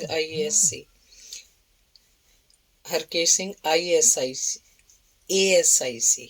ਸੰਤਰੀ ਨੇ ਉਹਨੂੰ ਆਉਣ ਵਾਲਿਆਂ ਬਾਰੇ ਦੱਸਿਆ ਤਾਂ ਉਹ ਸੀਖ ਪਰ ਨਹੀਂ ਖੜਾ ਹੋ ਗਿਆ। ਕੁੜੀ ਦਾ ਮਾਸੜ ਆਖਣਾ ਉਹ ਵੀ ਇਸ ਵੇਲੇ ਸੁੱਖ ਤਾਂ ਹੈ ਨਹੀਂ ਸੀ। ਉਹ ਬਾਹਰ ਵਿਹੜੇ ਵਿੱਚ ਦੀ ਬੈਠਕ ਨੁਮਾ ਦਫ਼ਤਰ 'ਚ ਆਇਆ ਤਾਂ ਮੁੰਡੇ ਨੂੰ ਤੇ ਉਹਨੇ ਨਾ ਸਿਆਣਿਆ। ਸੀਮਾ ਨੂੰ ਸਿਆਣ ਲਿਓ। ਆਪਣੀ ਸਾਲਾ ਸਾਡੂ ਦੇ ਘਰ ਜਾਂਦਾ ਸੀ ਤਾਂ ਸੀਮਾ ਅਕਸਰ ਹੀ ਉਹਨੂੰ ਕਈ ਵਾਰ ਮਿਲੀ ਸੀ। ਬੇਟੀ ਇਸ ਵੇਲੇ ਸੁੱਖ ਤਾਂ ਹੈ? ਉਹਨੇ ਪੁੱਛਿਆ। ਸੀਮਾ ਨੂੰ ਬੇਟੀ ਆਖਿਆ ਸੀ ਤਾਂ ਭੂਰੇ ਦਾ ਦਿਲ ਕੁਛ ਥਾਵੇਂ ਆਇਆ ਸੀ। ਸੁੱਖੀ ਤਾਂ ਨਹੀਂ ਮਾਸੜ ਜੀ, ਸੀਮਾ ਨੇ ਆਖਿਆ ਤਾਂ ਉਹ ਉਹਨਾਂ ਨੂੰ ਆਪਣੇ ਉਸ ਕਮਰੇ 'ਚ ਲੈ ਆਇਆ ਜਿੱਥੋਂ ਉੱਠ ਕੇ ਗਿਆ ਸੀ। ਭੂਰੇ ਤੇ ਸੀਮਾ ਨੇ ਸਾਰੀ ਕਹਾਣੀ ਬਿਆਨ ਕਰਤੀ। ਹਰਕੇਸ਼ ਗੌਰ ਨਾਲ ਸੁਣ ਬੋਲਿਆ, ਮੈਂ ਬਾਹਰ ਵਰਾਂਡੇ 'ਚ ਬੈਂਚ 'ਤੇ ਪੈ ਜਾਣਾ, ਤੁਸੀਂ ਇੱਥੇ ਪੈ ਜਾਓ। ਘੰਟਾ ਘੜੀ ਦਿਨ ਚੜ੍ਹੇ ਗੱਲ ਕਰਾਂਗੇ। ਤੁਹਾਡੀ ਸੁਰੱਖਿਆ ਦੀ ਹੁਣ ਮੇਰੀ ਜ਼ਿੰਮੇਵਾਰੀ ਹੈ। ਰੁਪਈਏ ਵੀ ਸਵੇਰੇ ਲੈ ਲਾਂਗੇ, ਫਿਕਰ ਨਾ ਕਰੋ। ਆਖਰ ਕੇਸ਼ ਕਮਰੇ 'ਚੋਂ ਜਾਣ ਲੱਗਾ ਤਾਂ ਭੂਰੋ ਨੇ ਆਖਿਆ, ਅੰਕਲ ਤੁਸੀਂ ਇੱਥੇ ਕਰੋ ਆਰਾਮ, ਅਸੀਂ ਬਾਹਰ ਬੈਂਚ 'ਤੇ ਬੈਠ ਜਾਵਾਂਗੇ। ਨਹੀਂ ਬੇਟੇ, ਐਂ ਕਿਵੇਂ ਹੋ ਜਾਊ? ਤੂੰ ਆ ਜਿਹੜੀ ਮੰਜੀ ਖੜੀ ਆ ਉਹ ਸਿੱਧੀ ਕਰ ਲੈ। ਤੂੰ ਇਹ ਮੇਰੇ ਵਾਲੇ ਬਿਸਤਰੇ 'ਚ ਵੜ ਜਾ। ਇੱਕ ਕੰਬਲ ਇਸ ਕਾਕੇ ਨੂੰ ਦੇ ਦੇ। ਆਖ ਉਸ ਲੰਬੀ ਉਬਾਸੀ ਲੈ ਬਾਹਰ ਬੈਂਚ 'ਤੇ ਆ ਕੇ ਟੇਢਾ ਹੋ ਗਿਆ। ਸੁੱਖ ਦੀ ਨੀਂਦ ਤਾਂ ਜਿਉਂ ਹਾਲਾਤ ਖਰਾਬ ਸਨ ਉਹਨੇ ਲੈ ਕੇ ਨਹੀਂ ਵੇਖੀ ਸੀ। ਝਪਕੀ ਆਉਣ ਹੀ ਲੱਗੀ ਸੀ ਜਦੋਂ ਸੰਤਰੀ ਨੇ ਫੇਰ ਆ ਹਲੂਣਿਆ। ਹੁਣ ਕੀ ਹੋ ਗਿਆ? ਹਰਕੇਸ਼ ਕਲਾਕ ਵੱਲ ਵੀ ਝਾਕਿਆ। ਘੰਟਾ ਕੁ ਅੱਖ ਲੱਗ ਹੀ ਗਈ ਸੀ, ਪਰ ਨੀਂਦਰੇ ਦੇ ਮਾਰੇ ਨੂੰ ਉੱਠਦੇ ਮੂੰਹ ਜੀਰੇ ਵਾਲੀ ਗੱਲ ਸੀ। ਜਨਾਬ ਕੋਈ ਰਪਟ ਲਿਖਾਉਣ ਆਇਆ, ਕਤਲ ਦਾ ਮਾਮਲਾ ਹੈ। ਆਖ ਸੰਤਰੀ ਤੁਰ ਗਿਆ। ਹਰਕੇਸ਼ ਦਾ ਜੀ ਤਾਂ ਕੀਤਾ ਆਖ ਦੇਵੇ ਭਜਾ ਦੇ ਇਹਨਾਂ ਨੂੰ, ਦਿਨ ਨਹੀਂ ਚੜ੍ਹਨਾ ਸੀ, ਆਹ ਕਿਹੜਾ ਟਾਈਮ ਆ। ਮਾਰ ਜੁੱਤੀਆਂ 2 ਸਾਲਿਆਂ ਦੀ, ਪਰ ਆਖ ਨਾ ਸਕਿਆ। ਬਾਹਰ ਆਈ ਗਿਆ। ਸਾਹਮਣੇ ਜਗਤ ਸਿੰਘ ਤੇ ਮੇਲਾ ਖੜੇ ਸਨ। ਉਹਨਾਂ ਇੱਕੋ ਸਾਰੀ ਘਰੋਂ ਬਣਾ ਕੇ ਲਿਆਂਦੀ ਕਹਾਣੀ ਰਿਪੀਟ ਕੀਤੀ। ਅੱਛਾ, ਤੁਹਾਡੇ ਘਰ ਆ ਕੇ ਕੋਈ ਸੀਰੀ ਨੂੰ ਵੱਢ ਗਿਆ? ਕਮਾਲ ਕਰ ਗਿਆ ਬਈ। ਹਾਂ, ਕੀ ਨਾਂ ਦੱਸਿਆ ਸੀ ਤੂੰ ਆਪਣਾ? ਜਗਤ ਸਿੰਘ। ਆਖ ਹਰਕੇਸ਼ ਮੁੱਛਾਂ 'ਚ ਹੱਸਿਆ। ਜਗਤੇ ਨੂੰ ਆਪਣੀ ਬਣਾਈ ਸਕੀਮ ਤੇ ਕੁਝ ਜ਼ਿਆਦਾ ਹੀ ਯਕੀਨ ਸੀ। ਤਾਂ ਉਹ ਬੋਲਿਆ, ਕਮਾਲ ਤਾਂ ਬੱਚੇ ਵਾਲਿਓ ਕਰ ਹੀ ਗਿਆ, ਪਰ ਕਮਾਲ ਕਰਨ ਨੂੰ ਸਾਡਾ ਹੀ ਘਰ ਦਿਸਿਆ ਸੀ। ਕਿਤੇ ਵੱਡੀ ਕਮਾਲ ਤਾਂ ਨਹੀਂ ਹੋਈ ਪਈ? ਘਰੋਂ ਕੁਝ ਹੋਰ ਤਾਂ ਨਹੀਂ ਚੁਰਾ ਕੇ ਲੈ ਗਿਆ? ਅੱਜ ਕੱਲ੍ਹ ਤਾਂ ਕੁੜੀਆਂ ਕਤਰੀਆਂ ਨੂੰ ਵੀ ਅੱਗੇ ਲਾ ਲੈਂਦੇ ਆ। ਭਾਈ ਕਲਯੁਗ 'ਚ ਹੋਇਆ। ਥਾਣੇਦਾਰ ਨੇ ਆਪਣੇ ਬੁੱਲ੍ਹ ਟੁੱਕ ਆਖਿਆ ਤਾਂ ਕੇਰਾਂ ਪਿਓ ਪੁੱਤ ਨੂੰ ਭੁਆਂਟਣੀ ਜੀ ਆਈ। ਪਰ ਜਗਤਾ ਆਪਣੇ ਆਪ ਨੂੰ ਕਰੜਾ ਕਰਦਾ ਆ ਗਿਆ। ਸਰਦਾਰ ਜੀ ਪਰਚਾ ਦਰਜ ਕਰੋ ਤੁਸੀਂ। ਓਏ ਗੀਤਿਆ, ਅੰਦਰੋਂ ਮਾਰੀ ਆਵਾਜ਼, ਇਹਨਾਂ ਨੂੰ ਪਰਚਾ ਦਰਜ ਕਰੀਏ। ਹਾਂ, ਜਵਾਨ ਹੁਣੇ ਸੁੱਤੇ ਆ ਜਿਹੜੇ, ਮੈਂ ਉਹਨਾਂ ਦੀ ਗੱਲ ਕਰਦਾ। ਪਰਚਾ ਇਹਨਾਂ ਦਾ ਕਰੜਾ ਹੈ, ਆਪਾਂ ਤੋਂ ਤਾਂ ਲਿਖ ਵੀ ਨਹੀਂ ਨਾ ਹੋਣਾ। ਹਰਕੇਸ਼ ਦੇ ਆਖਣ ਦੀ ਦੇਰ ਸੀ। ਅੰਦਰੋਂ ਗੀਤਾ ਸੀਮਾ ਤੇ ਭੂਰੇ ਨੂੰ ਲੈ ਆਇਆ। ਮਗਰ ਹੀ 2 ਬਾਸੀਆਂ ਦੀਆਂ ਲੈਂਦੇ ਸਿਪਾਹੀ ਵੀ ਆ ਖੜੇ। ਹਰਕੇਸ਼ ਨੇ ਗੀਤੇ ਸੰਤਰੀ ਨੂੰ ਇਸ਼ਾਰਾ ਕਰਤਾ ਸੀ। ਭੂਰੇ ਤੇ ਸੀਮਾ ਨੂੰ ਵੇਖ ਦੋਵਾਂ ਪਿਓ ਪੁੱਤਾਂ ਨੂੰ ਐਂ ਲੱਗਾ ਜਿਵੇਂ ਧਰਤੀ ਪੁੱਠੀ ਹੋ ਗਈ ਹੋਵੇ। ਦਿਲਾਂ ਦੀ ਧੜਕਣ ਬੰਦ ਹੁੰਦੀ ਹੁੰਦੀ ਰਹਿ ਗਈ। ਬੀਬਾ, ਆਪਣੇ ਬਾਪੂ ਸਾਹਿਬ ਨੂੰ ਇਹ ਤਾਂ ਦੱਸ ਵੀ ਤੈਨੂੰ ਅੱਧੀ ਰਾਤ ਨੂੰ ਕਿਉਂ ਭੱਜਣਾ ਪਿਆ ਘਰੋਂ ਆਪਣੇ ਮੰਗੇਤਰ ਨੂੰ ਲੈ ਕੇ? ਹਰਕੇਸ਼ ਨੇ ਆਖਿਆ ਤਾਂ ਸੀਮਾ ਇੰਨਾ ਹੀ ਬੋਲੀ, ਮਾਸਟਰ ਜੀ ਇਹਨਾਂ ਦਾ ਗੁਨਾਹ ਇਹਨਾਂ ਦੇ ਚਿਹਰਿਆਂ ਤੇ ਲਿਖਿਆ, ਮੈਂ ਹੁਣ ਕੀ ਆਖਾਂ। ਸਾਨੂੰ ਅੰਦਰ ਇਹਨਾਂ ਦੀ ਬਕਵਾਸ ਸੁਣੀ ਜਾਂਦੀ ਸੀ। ਜੇ ਸੀਰੀ ਘੋਚੂ ਮਾਰਿਆ ਗਿਆ ਤਾਂ ਜ਼ਰੂਰ ਉਹ ਵਿਚਾਰਾ ਖੇਤੋਂ ਪਾਣੀ ਲੈ ਕੇ ਮੁੜਦਾ ਬੂਹਾ ਖੁੱਲ੍ਹਾ ਵੇਖ ਬੈਠਕ 'ਚ ਆ ਕੇ ਪੈ ਗਿਆ ਹੋਊ। ਬਾਹਰ ਤਾਂ ਅਸੀਂ ਖੁੱਲ੍ਹਾ ਛੱਡ ਹੀ ਆਏ ਸੀ। ਸੀਮਾ ਨੇ ਪੂਰਾ ਅਨੁਮਾਨ ਲਾ ਲਿਆ ਕਿ ਕੀ ਹੋਇਆ ਹੋਊ। ਹਰਕੇਸ਼ ਦੀ ਇੱਕੋ ਘੁਰਕੇ ਨਾਲ ਉਹਨਾਂ ਤੋਤਾ ਰਟਨ ਰੱਟ ਦਿੱਤਾ ਤਾਂ ਹਰਕੇਸ਼ ਦੇ ਇਸ਼ਾਰੇ ਤੇ ਪੁਲਿਸੀਆਂ ਉਹਨਾਂ ਨੂੰ ਇੱਕ ਕਮਰੇ 'ਚ ਤਾੜਤਾ ਜਿੱਥੋਂ ਹਵਾਲਾਤ ਦਾ ਕੰਮ ਲੈਂਦੇ ਸੀ। ਦਿਨ ਚੜੇ ਲਾਸ਼ ਚਕਵਾ ਪੋਸਟਮਾਰਟਮ ਲਈ ਭੇਜਤੀ। ਰੁਪਏ ਤੇਜੇ ਤੋਂ ਬਰਾਮਦ ਕਰ ਉਹਦੇ ਵੀ ਹੱਥ ਕੜੀ ਠੋਕਤੀ। ਭੂਰਾ ਤੀਜੇ ਦਿਨ ਸੰਗੋਵਾਲ ਆਇਆ। ਉਹਦਾ ਪਿਓ ਸੰਸੇ ਨਾਲ ਸੁੱਕਿਆ ਪਿਆ ਸੀ। ਭੂਰਾ ਇਕੱਲਾ ਨਹੀਂ ਸੀ, ਨਾਲ ਸੀਮਾ ਵੀ ਸੀ। ਹਰਕੇਸ਼ ਸਿੰਘ ਨੇ ਆਪਣੀ ਰੇਖ ਦੇਖ 'ਚ ਕੋਰਟ ਮੈਰਿਜ ਕਰਵਾਤੀ ਸੀ। ਕੇਸ ਚੱਲਿਆ ਸੀ ਤਾਂ ਭੂਰੇ ਤੇ ਸੀਮਾ ਦੀਆਂ ਗਵਾਹੀਆਂ ਨਾਲ ਜਗਤੇ ਤੇ ਮੇਲੇ ਨੂੰ 10-10 ਸਾਲ ਤੇ ਤੇਜੇ ਨੂੰ 7 ਸਾਲ ਦੀ ਕੈਦ ਹੋ ਗਈ। ਭੂਰੇ ਨੇ ਆਪਣੀ ਕਹਾਣੀ ਖਤਮ ਕੀਤੀ ਤਾਂ ਗੁਲਾਬਦਾਸ ਲੰਬਾ ਹੌਕਾ ਲੈ ਕੇ ਬੋਲਿਆ, ਉਹਨਾਂ ਨੀਚਾਂ ਨਾਲ ਐਂ ਹੀ ਹੋਣਾ ਸੀ। ਉਹਨਾਂ ਦੇ ਲਾਲਚ ਨਹੀਂ ਉਹਨਾਂ ਨੂੰ ਇਸ ਪਾਵੇ ਨੂੰ ਪਹੁੰਚਾਇਆ। ਕੈਦ ਤਾਂ ਉਹਨਾਂ ਮੈਨੂੰ ਮਾਰ ਕੇ ਭੁਗਤਣੀ ਸੀ, ਹੁਣ ਉਸ ਗਰੀਬ ਦੇ ਕਤਲ 'ਚ ਭੁਗਤ ਰਹੇ ਆ। ਉਹਨਾਂ ਨੂੰ ਗੱਲਾਂ ਕਰਦਿਆਂ ਦਿਨ ਚੜ੍ਹ ਗਿਆ। ਦੂਜੇ ਦਿਨ ਸਵੇਰੇ ਹੀ ਭੂਰਾ ਗੁਲਾਬਦਾਸ ਨੂੰ ਨਕੋਦਰ ਤੋਂ ਬੱਸ ਚੜ੍ਹਾ ਗਿਆ। ਗੁਲਾਬਦਾਸ ਆਪਣੇ ਖਿਆਲਾਂ 'ਚੋਂ ਨਿਕਲਿਆ ਤਾਂ ਇਕੱਲਾ ਹੀ ਡੇਰੇ 'ਚ ਸੀ। ਮਲਾਗਰ ਤੇ ਗੁਰੂ ਹੋਣੀ ਜਾ ਚੁੱਕੇ ਸਨ। ਅੰਗ 15। ਬਿੰਦੋ ਨੇ ਵੀ ਸਮੇਂ ਨਾਲ ਸਮਝੌਤਾ ਕਰ ਲਿਆ ਸੀ ਤੇ ਆਮ ਔਰਤਾਂ ਵਾਂਗੂ ਜ਼ੁਲਮ ਸਹਿਣਾ ਜਿਵੇਂ ਆਪਣੀ ਕਿਸਮਤ 'ਚ ਸ਼ਾਮਲ ਕਰ ਲਿਆ ਸੀ। ਜਿਹੜੇ ਉਹਨੇ ਕੁਆਰੇ ਹੁੰਦਿਆਂ ਸੁਪਨੇ ਲਏ ਸੀ ਕਿ ਆਪਣੀ ਹਾਣੀ ਨਾਲ ਖੇਤਾਂ ਬੰਨੇ ਹਿੱਕ ਢਾਹ ਕੇ ਕੰਮ ਕਰਿਆ ਕਰੂੰ, 6 ਸਾਲ ਪਹਿਲਾਂ ਹੀ ਖੇਰੂ ਹੋ ਗਏ ਸਨ। ਖੇਤ ਕੰਮ ਤਾਂ ਇੱਕ ਪਾਸੇ, ਉਹ ਤਾਂ ਜਿਵੇਂ ਘਰੇ ਕੈਦਨ ਬਣ ਕੇ ਰਹਿ ਗਈ ਸੀ। ਗਿੱਟਣ ਤਾਂ ਉਹਨੂੰ ਆਂਢ ਗੁਆਂਢ ਦੇ ਵੀ ਨਹੀਂ ਜਾਣ ਦਿੰਦਾ ਸੀ, ਨਾ ਹੀ ਕੋਈ ਇਹਨਾਂ ਦੇ ਘਰ ਆਉਂਦਾ ਜਾਂਦਾ ਸੀ। ਜੇ ਕੋਈ ਕਦੀ ਆਂਢ ਗੁਆਂਢ 'ਚੋਂ ਕੁੜੀ ਕਤਰੀ ਆਉਂਦੀ ਵੀ ਤਾਂ 5-7 ਮਿੰਟ ਉਹ ਵੀ ਅੱਗਾ ਪਿੱਛਾ ਵੇਖ। ਇੱਕ ਤਾਂ ਜਦੋਂ ਗਿੱਟਣ ਘਰ ਨਹੀਂ ਹੁੰਦਾ ਸੀ, ਇੱਕ ਜਦੋਂ ਕੋਈ ਗਲੀ 'ਚ ਵੇਖ ਵੀ ਨਹੀਂ ਰਿਹਾ ਹੁੰਦਾ ਸੀ। ਗਿੱਟਣ ਇੰਨਾ ਬਦਨਾਮ ਆਦਮੀ ਸੀ ਕਿ ਕੋਈ ਉਸ ਨਾਲ ਕਲਾਮ ਕਰਕੇ ਵੀ ਰਾਜੀ ਨਹੀਂ ਸੀ। ਜੇ ਕੋਈ ਉਸ ਵਰਗਾ ਹੁੰਦਾ ਸੀ ਤਾਂ ਵੱਖਰੀ ਗੱਲ ਸੀ। ਬਿੰਦੋ ਇੱਕ ਗੱਲੋਂ ਹੈਰਾਨ ਸੀ ਕਿ ਇੱਕ ਤਾਂ ਗਿੱਟਣ 'ਚ ਸੜੇ ਗੰਢੇ ਵਰਗੀ ਬਦਬੂ ਮਾਰਦੀ ਸੀ, ਇੱਕੋ ਆਪਣੇ ਦਾਣੇ ਝੋਲੀ 'ਚ ਆਉਣ ਤੋਂ ਪਹਿਲਾਂ ਹੀ ਖਿਲਾਰ ਬਹਿੰਦਾ ਸੀ। ਫਿਰ ਉਹ ਆਪਣੀ ਖਿਝ ਉਤਾਰਦਾ ਸੀ ਚੂੰਡੀਆਂ ਨਾਲ ਮਾਸ ਉਧੇੜ ਕੇ। ਪਰ ਬਿੰਦੋ ਸੋਚਦੀ ਓਪਰੀਆਂ ਔਰਤਾਂ ਨੂੰ ਨੇੜੇ ਕਿਵੇਂ ਲੱਗਣ ਦਿੰਦੀਆਂ ਸੀ। ਇਹ ਬਿੰਦੋ ਲਈ ਗੋਰਖ ਧੰਦਾ ਸੀ, ਪਰ ਉਹ ਭੋਲੀ ਇਹ ਨਹੀਂ ਜਾਣਦੀ ਸੀ ਕਿ ਗਿੱਟਣ ਆਪਣੇ ਲੋਕਾਂ 'ਚ ਕਮਜ਼ੋਰੀ ਲੁਕਾਉਣ ਵਾਸਤੇ ਤੇ ਮਰਦਾਨਗੀ ਦੀ ਭੱਲ ਬਣਾਉਣ ਵਾਸਤੇ ਡੌਂਡੀ ਵਧੇਰੇ ਪਿੱਟਦਾ ਸੀ। ਜਾਣ ਕੇ ਪਿੱਟਦਾ ਸੀ ਤੇ ਔਰਤਾਂ ਉਹੀ ਹੁੰਦੀਆਂ ਸਨ ਜਿਨ੍ਹਾਂ ਨੂੰ ਸੜੇ ਗੰਢੇ ਦੀ ਬਦਬੂ ਤੱਕ ਨੋਟਾਂ ਦੀ ਝਲਕ ਨਹੀਂ ਅਪੜਨ ਦਿੰਦੀ ਸੀ। 6 ਮਹੀਨੇ ਪਹਿਲਾਂ ਗਿੱਟਣ ਦੀ ਮਾਂ ਬਿੰਦੋ ਦੀ ਸੱਸ ਬਲਬੀਰੋ ਚਲਾਣਾ ਕਰ ਗਈ ਸੀ। ਬਿੰਦੋ ਨੂੰ ਪਤਾ ਸੀ ਕਿ ਉਹਦੀ ਸੱਸ ਨੇ ਵੀ ਸਾਰੀ ਉਮਰ ਧੁਖਦਿਆਂ ਹੀ ਕੱਢੀ ਸੀ। ਪਹਿਲਾਂ ਆਪਣੇ ਪਿਓ ਦੀ ਜੁੱਤੀ ਹੇਠ ਰਹੀ, ਜਿਹੜਾ ਉਹਦੀ ਮਾਂ ਨਾਲ ਉਹਨੂੰ ਵੀ ਤਲਿੰਬੜ ਦਿੰਦਾ ਸੀ। ਫਿਰ ਵਿਆਹੀ ਗਈ ਤਾਂ ਗਿੱਟਣ ਦਾ ਪਿਓ ਵੀ ਵੈੜਾ ਹੀ ਸੀ। ਉਹਦੀਆਂ ਜੁੱਤੀਆਂ ਖਾਧੀਆਂ, ਫਿਰ ਗੀਟਣ ਦੇ ਪੋਲੇ ਹੇਠ ਆ ਗਈ। ਉਹਨੂੰ ਤਾਂ ਮੁਕਤੀ ਮਿਲ ਗਈ ਸੀ, ਪਰ ਹੁਣ ਬਿੰਦੋ ਦੇ ਸਿਰ ਤੇ ਗੀਟਣ ਦੀ ਤਲਵਾਰ ਲਟਕਦੀ ਰਹਿੰਦੀ। ਗੀਟਣ ਦਾ ਬਿਨ ਵਜ੍ਹਾ ਉਹਨੂੰ ਕੁੱਟਦਾ ਆਇਆ ਸੀ। ਆਪਣਾ ਕਸੂਰ ਪੁੱਛਿਆ ਤਾਂ ਹੋਰ ਕੁੱਟ ਪਈ। ਕਸੂਰ ਤਾਂ ਉਹਨੇ ਦੱਸਣਾ ਹੀ ਕਾਹਦਾ ਸੀ। ਕੁੱਟਦਾ ਵੀ ਸੀ ਤੇ ਰੋਣ ਵੀ ਨਹੀਂ ਸੀ ਦਿੰਦਾ। ਤੇ ਹੁਣ ਤਾਂ ਬਿੰਦੋ ਨੂੰ ਰਾਜੇ ਤੋਂ ਹੀ ਉਮੀਦਾਂ ਸਨ। ਰਾਜਾ ਗੱਭਰੂ ਹੋਊ ਤਾਂ ਫਿਰ ਭਾਵੇਂ 4 ਦਿਨ ਸੁੱਖ ਦੇ ਵੇਖਾਂ, ਇਹ ਸੋਚ ਹੀ ਦਿਨ ਕੱਟ ਰਹੀ ਸੀ। ਆਪਣੇ ਮਨ ਨੂੰ ਤੁਲਾਂ ਦਿੰਦੀ ਆਸ ਦੀਆਂ ਤੁਲਾਂ। ਬਿੰਦੋ ਨੂੰ ਕਈ ਦਿਨ ਹੋ ਗਏ ਸਨ ਵੇਖਦਿਆਂ ਕਿ ਗੀਟਣ ਡਰਿਆ ਜਿਹਾ ਰਹਿੰਦਾ, ਘਰੋਂ ਵੀ ਘੱਟ ਵੱਧ ਹੀ ਨਿਕਲਦਾ। ਪੈਰ ਧੜਕਾ ਸੁਣ ਬੁੜ ਕੇ ਉੱਠਦਾ। ਅੱਗੇ ਤਾਂ ਕਦੇ ਰਾਤ ਪਈ ਤੋਂ ਪਹਿਲਾਂ ਘਰ ਨਹੀਂ ਸੀ ਵੜਦਾ। ਕਈ ਵਾਰ 2-2 ਦਿਨ ਆਉਂਦਾ ਵੀ ਨਹੀਂ ਸੀ। ਜਦ ਆਉਂਦਾ ਸੀ, ਪੁਰਾਣੀ ਸਬਾਤ ਨਾਲ ਦੀ ਕੋਠੜੀ ਖੋਲ੍ਹਦਾ ਸੀ। ਗੁਪਤ ਬਣਾਈ ਅਲਮਾਰੀ 'ਚ ਰੁਪਈਏ ਸਾਂਭਦਾ ਸੀ। ਫਿਰ ਬਿੰਦੋ ਨੇ ਕਦੀ ਵੀ ਉੱਧਰ ਝਾਕਣ ਦੀ ਕੋਸ਼ਿਸ਼ ਨਹੀਂ ਕੀਤੀ ਸੀ। ਕੋਈ ਸਰੋਕਾਰ ਨਹੀਂ ਰੱਖਿਆ ਸੀ। ਜੇ ਕੋਈ ਮੇਰੇ ਬਾਰੇ ਪੁੱਛੇ ਤਾਂ ਆਖ ਦੇਈਂ ਘਰੇ ਨਹੀਂ। ਬੂਆ ਵੀ ਭੇੜੀ ਰੱਖਿਆ ਕਰ। ਉਹ ਦਿਨ 'ਚ ਪਤਾ ਨਹੀਂ ਇਹ ਗੱਲ ਕਿੰਨੀ ਵਾਰ ਆਖਦਾ। ਜਦੋਂ ਦੀ ਹਰੀਕਿਆਂ ਵਾਲੇ ਸਾਗਰ ਨੇ ਆਪਣੀ ਭੈਣ ਗੈਬੋ ਦੀ ਸਿਫਾਰਿਸ਼ ਨਾਲ ਜ਼ਮੀਨ ਠੇਕੇ 'ਤੇ ਲੈ ਕੇ ਮਲਕੀਤ ਨਾਲ ਹਿੱਸੇਦਾਰੀ ਰੱਖ ਬੀਜਣੀ ਸ਼ੁਰੂ ਕੀਤੀ ਸੀ, ਉਹ ਵੀ ਅਕਸਰ ਗੇੜਾ ਮਾਰ ਜਾਂਦਾ ਸੀ। ਪਰ ਹੁਣ ਉਹ ਸਾਗਰ ਨੂੰ ਵੀ ਨਹੀਂ ਮਿਲਿਆ ਸੀ। ਗੈਬੋ ਜ਼ਰੂਰ ਧੁੱਸ ਦੇ ਕੇ ਅੰਦਰ ਵੜ ਜਾਂਦੀ ਸੀ। ਬਿੰਦੋ ਜਾਣਦੀ ਸੀ ਦੋਵੇਂ ਧਿਰਾਂ ਸਵਾਰਥ 'ਤੇ ਟਿਕੀਆਂ। ਸਾਗਰ ਤੇ ਮਲਕੀਤ ਨੂੰ ਜ਼ਮੀਨ ਹਿੱਸੇ ਠੇਕੇ 'ਤੇ ਵੇਚਣ ਦਾ ਲਾਲਚ ਆ। ਗੀਟਣ ਨੂੰ ਗੈਬੋ ਦਾ ਇੱਕ ਲਾਲਚ ਹੋਰ ਵੀ ਆ, ਬਿੰਦੋ ਜਾਣਦੀ ਹੈ। ਨਾ ਹੀ ਤਾਂ ਹੁਣ ਕੋਈ ਸੀਰੀ ਰਲਣ ਨੂੰ ਤਿਆਰ ਆ, ਨਾ ਹੀ ਜ਼ਮੀਨ ਹਿੱਸੇ ਠੇਕੇ 'ਤੇ ਲੈਣ ਨੂੰ। ਬਸ ਮਲਕੀਤ ਤੇ ਸਾਗਰ ਹੀ ਸੰਭਾਲੀ ਫਿਰਦੇ ਆ। ਬੋਲਦੀ ਨਹੀਂ, ਤੂੰ ਕੁਛ ਦਿਨਾਂ ਲਈ ਆਪਣੇ ਪੇਕੀ ਤੁਰ ਜਾ। ਗੀਟਣ ਨੇ ਇੱਕ ਦਿਨ ਆਖਿਆ ਸੀ। ਉਹ ਚੁਬਾਰੇ 'ਚ ਬੈਠਾ ਬੰਦੂਕ ਸਾਫ਼ ਕਰੀ ਜਾਂਦਾ ਸੀ। ਮੂੰਹ ਤੋਂ ਮੱਖੀ ਨਹੀਂ ਉੱਡ ਰਹੀ ਸੀ। ਪੇਕੀ ਤੁਰ ਜਾਵਾਂ, ਪਰ ਕਿਉਂ? ਬਿੰਦੋ ਬਹੁਤ ਕੁਝ ਸਮਝ ਵੀ ਅਣਜਾਣ ਬਣ ਰਹੀ ਸੀ। ਉਹ ਤਾਂ ਆਪ ਰਾਜੇ ਨੂੰ ਇੱਥੋਂ ਲੈ ਜਾਣਾ ਚਾਹੁੰਦੀ ਸੀ, ਪਰ ਡਰਦੀ ਆਖ ਨਹੀਂ ਸੀ ਰਹੀ। ਕਿਉਂ ਕਾਹਦੀ ਮੈਂ 'ਚ ਗਿਆ ਨਾ? ਜੇ ਜ਼ਿਆਦਾ ਪੁੱਛ ਦੱਸ ਚ ਪਈ ਜੀਭ ਵੱਢ ਦਊਂ। ਜਿਵੇਂ ਮੈਂ ਆਖਿਆ ਉਵੇਂ ਕਰ।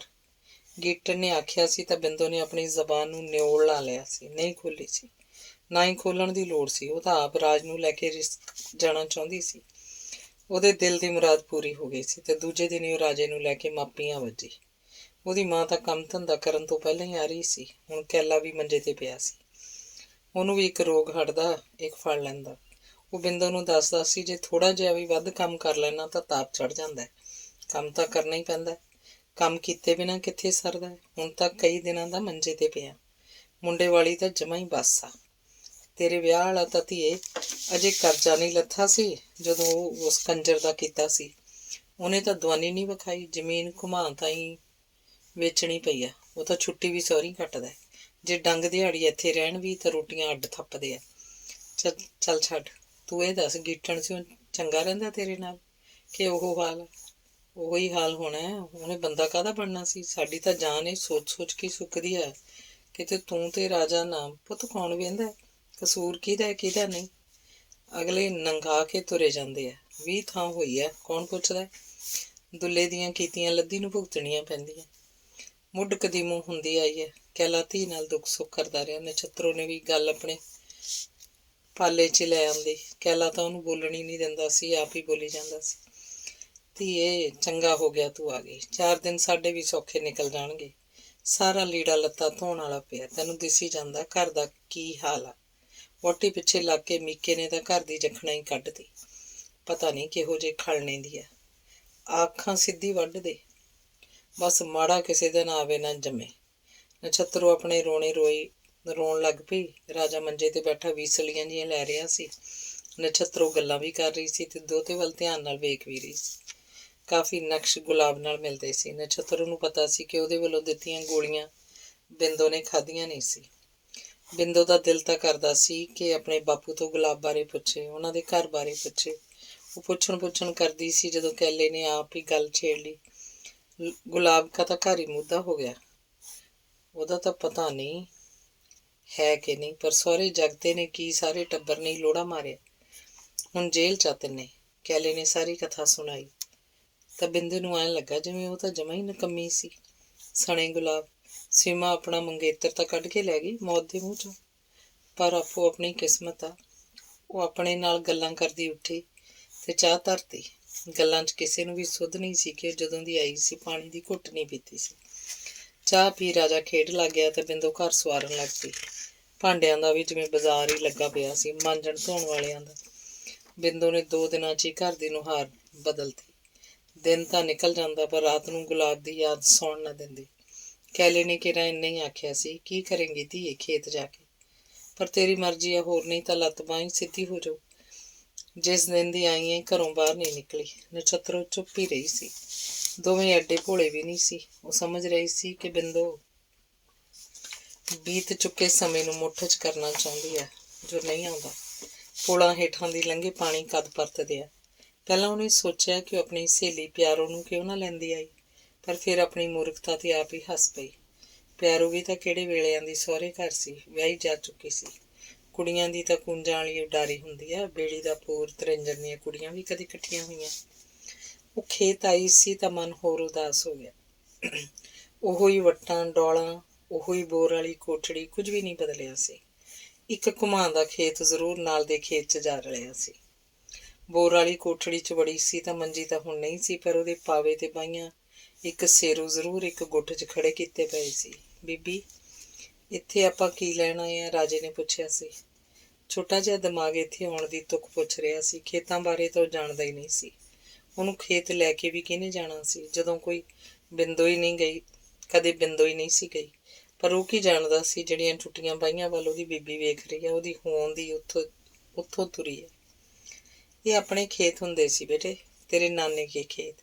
ਮੇਰਾ ਬਚਪਨਾ ਵੀ ਇੱਥੇ ਹੀ ਬੀਤਿਆ, ਪਸ਼ੂ ਢਾਂਡੇ ਚਾਰਦੀ ਦਾ।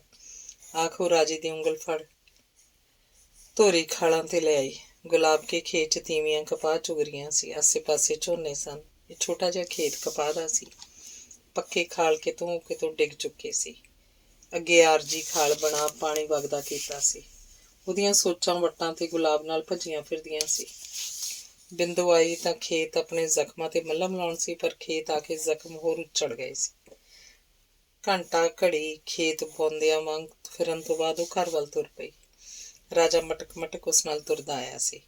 ਬਿੰਦੋ ਨੂੰ ਰਾਜੇ ਦੀ ਤੋਰ ਗੁਲਾਬ ਦੀ ਤੋਰ ਲੱਗੀ। ਗੁਲਾਬ ਵੀ ਤਾਂ ਐਂ ਤੁਰਦਾ ਹੁੰਦਾ ਸੀ। ਰਾਜੇ ਦੀ ਸ਼ਕਲ ਗੁਲਾਬ ਦੀ ਸ਼ਕਲ 'ਚ ਬਦਲਦੀ ਗਈ। ਅੱਗੇ ਉਹ ਜਦ ਵੀ ਕਦੇ ਮਾਪੀ ਆਈ ਸੀ, ਘੰਟਾ ਘੜੀ ਆਈ ਸੀ। ਇਸ ਵਾਰ ਤਾਂ ਮਾਪੀ ਆ ਕੇ ਜ਼ਖਮ ਉੱਚੜੇ ਹੀ ਸਨ।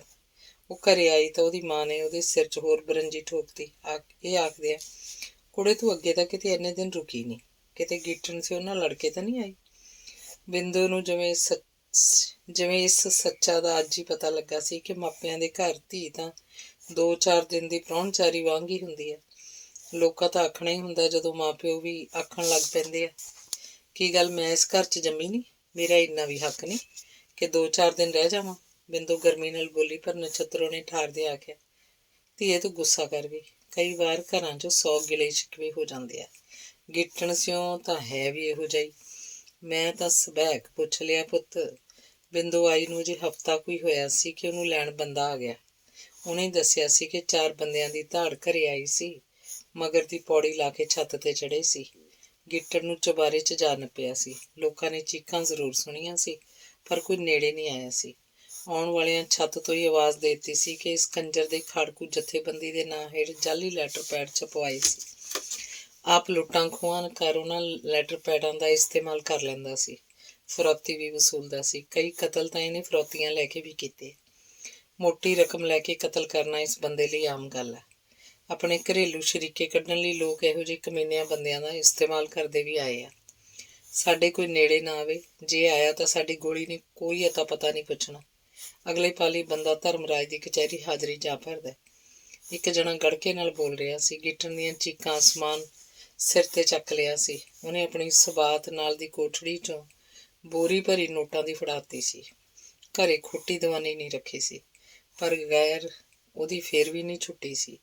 ਉਹਦੀਆਂ ਲੱਤਾਂ ਵਿਹੜੇ 'ਚ ਪਏ ਇੱਕ ਮੁੱਚਰ ਤੇ ਰੱਖ ਕੰਧੋਲੀ ਨਾਲ ਖੜਾ ਕੀਤਾ ਘੋਟਣਾ ਚੱਕਿਆ ਸੀ। ਲੱਤਾਂ ਗਿੱਟਿਆਂ ਤੋਂ ਲੈ ਕੇ ਗੋਡਿਆਂ ਤੱਕ ਛੱਲੀਆਂ ਕੁੱਟੀਆਂ ਸਨ। ਗਿੱਟਣ ਦੀਆਂ ਚੀਕਾਂ ਦੀ ਸੁਰ ਕੁਝ ਜ਼ਿਆਦਾ ਹੀ ਉੱਚੀ ਹੋ ਗਈ ਸੀ ਤਾਂ ਉਹਦੇ ਮੂੰਹ 'ਚ ਕੱਪੜਾ ਧੁੰਨਤਾ।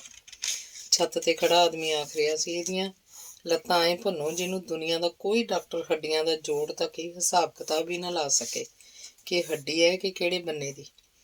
ਠੀਕਰੀਆਂ ਕਰਦੇ ਹੋ, ਠੀਕਰੀਆਂ। ਆਸੇ ਪਾਸੇ ਦੇ ਘਰੋਂ ਕੀ ਸਾਰੇ ਪਿੰਡ ਚੋਂ ਸਾਹ ਲੈਣ ਦੀ ਆਵਾਜ਼ ਵੀ ਨਹੀਂ ਸੀ ਆ ਰਹੀ। ਉਹਨਾਂ ਤਸੱਲੀ ਨਾਲ ਆਪਣਾ ਕੰਮ ਨੇਪਰੇ ਚਾੜਿਆ ਸੀ। ਲੱਤਾਂ ਘਰਾੜੀ ਚੋਂ ਨਿਕਲੇ ਗੰਨੇ ਦੀ ਪੱਛੀਆਂ ਲੁਟਕਦੀਆਂ ਫਿਰਦੀਆਂ ਸਨ। ਉਹ ਤੁਰ ਗਏ ਸਨ ਤਾਂ ਕਾਫੀ ਚਿਰ ਬਾਅਦ ਕੁਝ ਲੋਕ ਪਿੰਡ 'ਚੋਂ ਆਏ ਸੀ, ਜਿਨ੍ਹਾਂ ਉਹਨੂੰ ਚੱਕ ਹਸਪਤਾਲ ਵੜਦਾ ਕੀਤਾ ਸੀ। ਮਲਕੀਤ ਨੇ ਸਾਗਰ ਨੂੰ ਵੀ ਸੁਨੇਹਾ ਘਲਾਇਆ ਸੀ, ਪਰ ਸਾਗਰ ਟਾਲ ਮਟੋਲ ਕਰ ਗਿਆ ਸੀ। ਕੋਟਕਪੂਰੇ ਦੇ ਸਰਕਾਰੀ ਹਸਪਤਾਲ ਵਾਲਿਆਂ ਨੇ ਲੱਤਾਂ ਵੇਖ ਹੀ ਸਿਰ ਫੇਰਤਾ ਤੇ ਫਰੀਦਕੋਟ ਮੈਡੀਕਲ ਭੇਜਤਾ ਸੀ। ਮਲਕੀਤ ਦੂਜੇ ਦਿਨ ਫਿਰ ਜਾ ਕੇ ਸਾਗਰ ਨੂੰ ਹਰੀਕਿਆਂ ਤੋਂ ਆਪ ਲੈ ਕੇ ਆਇਆ ਸੀ। ਬਿੰਦੋ ਨੂੰ ਤਾਂ ਉਦੋਂ ਪਤਾ ਲੱਗਾ ਸੀ ਕਿ ਘਰੇ ਖੋਟੀ ਦਵਾਨੀ ਨਹੀਂ ਛੱਡ ਕੇ ਗਏ, ਜਦ ਗੀਟਨ ਨੇ ਸਾਗਰ ਨੂੰ ਰੁਪਈਆਂ ਦਾ ਇੰਤਜ਼ਾਮ ਕਰਨ ਵਾਸਤੇ ਆਖਿਆ ਸੀ। ਮਲਕੀਤ ਵੀ ਬਾਹਾਂ ਖੜੀਆਂ ਕਰ ਗਿਆ ਸੀ। ਹਸਪਤਾਲ ਦਾ ਖਰਚਾ ਲੋੜਿਆਂ ਦਾ ਹੋ ਗਿਆ ਸੀ। ਰੁਪਈਏ ਤਾਂ ਮੇਰੇ ਕੋਲ ਕਿੱਥੋਂ ਆ ਗਏ? ਗੀਟਣ ਸਿਆਂ ਬਾਈ, ਤੂੰ ਸਿਆਣਾ, ਮੈਂ ਤਾਂ ਵੇਲੇ ਕੁ ਵੇਲੇ ਤੈਥੋਂ ਫੜਦਾ ਰਿਹਾ। ਜੇ ਮੇਰੇ ਕੋਲ ਤਮਾਨ ਹੁੰਦਾ, ਤੂੰ ਸੋਚ। ਸਾਗਰ ਵੀ ਸੱਚਾ ਸੀ। ਉਸ ਕੋਲ ਨੋਟ ਕਿੱਥੇ ਸਨ? ਜ਼ਮੀਨ ਦਾ ਠੇਕਾ ਤਾਂ ਵਾੜਤ ਤੋਂ ਚੱਕ ਪੂਰਾ ਕਰਦਾ ਸੀ। ਗੇਬੋ ਦੇ ਆਖਣ ਤੇ ਉਹਨਾਂ ਦੇ ਵੀ ਕੇਰਾਂ ਭਰਨੇ ਪੈ ਜਾਂਦੇ। ਜ਼ਮੀਨ ਉਹ ਸਾਂਝੀ ਬੀਜਦੇ। ਮਲਕੀਤ ਪੱਧਰ ਬੰਦਾ ਹੈ। ਸਾਗਰ ਸਿਆਂ, ਇੰਤਜ਼ਾਮ ਤੂੰ ਹੀ ਕਰਨਾ ਹੈ। ਜਦੋਂ ਜ਼ਮੀਨ ਤੂੰ ਬੀਜਣੀ ਹੈ, ਹੋਰ ਆਖਾਂ ਵੀ ਕਿਹਨੂੰ? ਗੀਟਰ ਨੇ ਆਖਿਆ ਸੀ। ਖਾਊ ਯਾਰਾਂ ਨੂੰ ਕੋਸ ਵੀ ਰਿਹਾ ਸੀ, ਕਿਸੇ ਨੇ ਬੱਤੀ ਨਹੀਂ ਵਾਈ ਸੀ। ਬਿੰਦੋ ਇਸ ਗੱਲੋਂ ਖੁਸ਼ ਸੀ ਕਿ ਪਾਪ ਕਰ ਕਰਕੇ ਕਮਾਈ ਦੌਲਤ ਇੱਕ ਝਟਕੇ ਨਾਲ ਮਦਾਰੀ ਦੇ ਪੈਸਿਆਂ ਵਾਂਗੂ ਗਾਇਬ ਸੀ। ਡਾਕਟਰ ਆਖ ਰਹੇ ਸਨ ਕਿ ਵੀਲ ਚੇਅਰ ਤੋਂ ਬਿਨਾਂ ਨਹੀਂ ਤੁਰ ਫਿਰ ਸਕਦਾ। ਖਰੋੜੀਆਂ ਤੇ ਤੁਰਨਾ ਤਾਂ ਬਹੁਤ ਦੂਰ ਦੀ ਗੱਲ ਹੈ। ਲੱਤਾਂ ਤਾਂ ਐਂ ਆ ਜਿਵੇਂ ਘਲਾੜੀ ਵਿੱਚ ਦੀ ਗੰਨਾ ਗਿਆ ਹੁੰਦਾ। 2 ਮਹੀਨੇ ਹਸਪਤਾਲ ਰਹਿਣ ਬਾਅਦ ਛੁੱਟੀ ਮਿਲੀ ਸੀ। ਗੀਟਨ ਦਾ ਸੁਭਾਅ ਹੋਰ ਚਿੜਚਿੜਾ ਹੋ ਗਿਆ। ਉਹ ਸ਼ਰਾਬ ਦੀ ਪੇਟੀ ਮੰਗਵਾ ਸਰਾਣੇ ਰੱਖ ਲੈਂਦਾ, ਸਵੇਰ ਤੋਂ ਹੀ ਪੀਣ ਲੱਗ ਪੈਂਦਾ। ਗੋਲਾ ਫੀਮ ਦਾ ਖਾਂਦਾ, ਗਾਲ ਤੋਂ ਬਿਨਾਂ ਗੱਲ ਨਾ ਕਰਦਾ। ਘਰ ਦੀ ਹਾਲਤ ਨਿੱਘਰਦੀ ਗਈ ਸੀ। ਬਿੰਦੋ ਨੂੰ ਹੀ ਉਹਦੀ ਕਿਰਿਆ ਸੋਧਣੀ ਪੈਂਦੀ। ਬਿੰਦੋ ਨਰਕ ਜੂਨੀ ਹੰਢਾ ਰਹੀ ਸੀ।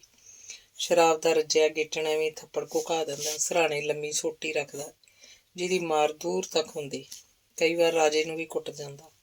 ਦਿਨ ਬੀਤ ਰਹੇ ਸਨ। ਰਾਜਾ ਵੱਡਾ ਹੋ ਰਿਹਾ ਸੀ। ਹਿੱਸੇ ਠੇਕੇ ਦੇ ਪੈਸਿਆਂ ਨਾਲ ਸਰਦਾ ਨਾ। ਪੈਸੇ ਵੀ ਅੱਜ ਤੇ ਫੜਨੇ ਪੈਂਦੇ। ਆੜਤ ਤੋਂ ਪੈਸੇ ਸਾਗਰ ਹੀ ਲਿਆ ਕੇ ਦਿੰਦਾ। ਕੁਝ ਜ਼ਮੀਨ ਬੈ ਵੀ ਲਿਖਵਾ ਗਿਆ ਸੀ। ਨਸ਼ੇ ਪੱਤੇ ਦਾ ਇੰਤਜ਼ਾਮ ਸਾਗਰ ਹੀ ਕਰਕੇ ਦਿੰਦਾ ਸੀ। ਗੈਬੋ ਵੀ ਗੇੜਾ ਮਾਰਦੀ ਸੀ। ਬਿੰਦੋ ਇਹਨਾਂ ਲੋਕਾਂ ਨੂੰ ਮਗਰੋਂ ਲਾਉਣਾ ਚਾਹੁੰਦੀ ਵੀ ਲਾ ਨਹੀਂ ਸਕਦੀ ਸੀ। ਗੈਬੋ ਆਉਂਦੀ ਬੜੇ ਰੰਗੜਾਊ ਨਾਲ ਬਿੰਦੋ ਕੋਲ ਦੀ ਲੰਘ ਜਾਂਦੀ। ਬਿੰਦੋ ਉਹਨੂੰ ਵੇਖ ਥੁੱਕ ਦਿੰਦੀ, ਪਰ ਕੁਝ ਨਾ ਕਰਦੀ। ਗੀਟਣ ਦਾ ਸਰੀਰ ਭਾਰਾ ਹੁੰਦਾ ਜਾ ਰਿਹਾ ਸੀ। ਬਿੰਦੋ ਤੋਂ ਸੰਭਾਲਿਆ ਨਾ ਜਾਂਦਾ। ਮਸਾਂ ਹੀ ਫਾਰਗ ਕਰਾਉਂਦੀ। ਫਿਰ ਅੰਗਰੇਜ਼ੀ ਸੀਟ ਲਵਾ ਲਈ ਸੀ। ਵੀਲ ਚੇਅਰ ਬਾਥਰੂਮ ਤੱਕ ਰੇੜ ਕੇ ਤਾਂ ਉਹ ਆਪ ਲੈ ਜਾਂਦਾ, ਪਰ ਵੀਲ ਚੇਅਰ ਤੇ ਬਿਠਾਉਣਾ ਆਪ ਹੀ ਪੈਂਦਾ। ਸੀਟ ਤੇ ਵੀ ਮਸਾਂ ਬਿਠਾਇਆ ਜਾਂਦਾ। ਬਿੰਦੋ ਰੋਣ ਹਾਕੀ ਹੋ ਜਾਂਦੀ। ਆਪਣੀ ਕਿਸਮਤ ਨੂੰ ਕੋਸਦੀ। ਐਂ ਦਿਨ ਤੁਰਦੇ ਗਏ। ਅੰਗ 16ਵਾਂ। ਮਲਾਗਰ ਸਾਰੀ ਰਾਤ ਨਹੀਂ ਸੁੱਤਾ ਸੀ। ਅਚਵੀ ਜਿਹੀ ਲੱਗੀ ਰਹੀ ਸੀ। ਮਗਰਲੀ ਰਾਤ ਟੁੱਟਵੀਂ ਜਿਹੀ ਅੱਖ ਲੱਗਦੀ ਰਹੀ ਸੀ।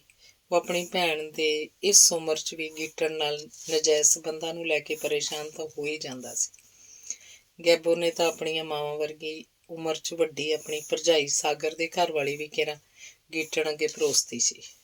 ਕਿੱਥੇ ਭੱਟੀਆਂ ਵਾਲਾ ਗੀਟਣ ਤੇ ਕਿੱਥੇ ਸਾਗਰ ਦੇ ਘਰੋਂ ਉਹਦੀਆਂ ਮਾਵਾਂ ਵਰਗੀ। ਥੂ, ਮਲਾਗਰ ਨੇ ਪਈ ਥੁੱਕਿਆ ਸੀ। ਜਿਸ ਗੀਟਣ ਨਾਲ ਉਹਦੇ ਪਿੰਡ ਵਾਲੇ ਕਲਾਮ ਨਹੀਂ ਕਰਦੇ ਸੀ, ਗੈਬੋ ਤੇ ਮਲਕੀਤ ਸਿੰਘ ਉਹਦਾ ਭਣੋਈਆ ਉਹਦੇ ਘਰੋਂ ਨਹੀਂ ਨਿਕਲਦੇ ਸੀ। ਗੈਬੋ ਇਹੋ ਜਿਹੀ ਸੀ ਤਾਂ ਹੀ ਤਾਂ ਪਹਿਲੇ ਥਾਂ ਵਸੀ ਨਹੀਂ ਸੀ। ਅਗਲੇ ਮੁੰਡਾ ਰੱਖ ਡੰਡੀ ਪਾਤੀ ਸੀ। ਮਲਾਗਰ ਨੂੰ ਆਪਣੇ ਭਰਾ ਸਾਗਰ ਤੇ ਵੀ ਪੂਰੀ ਖਿਝ ਆਉਂਦੀ।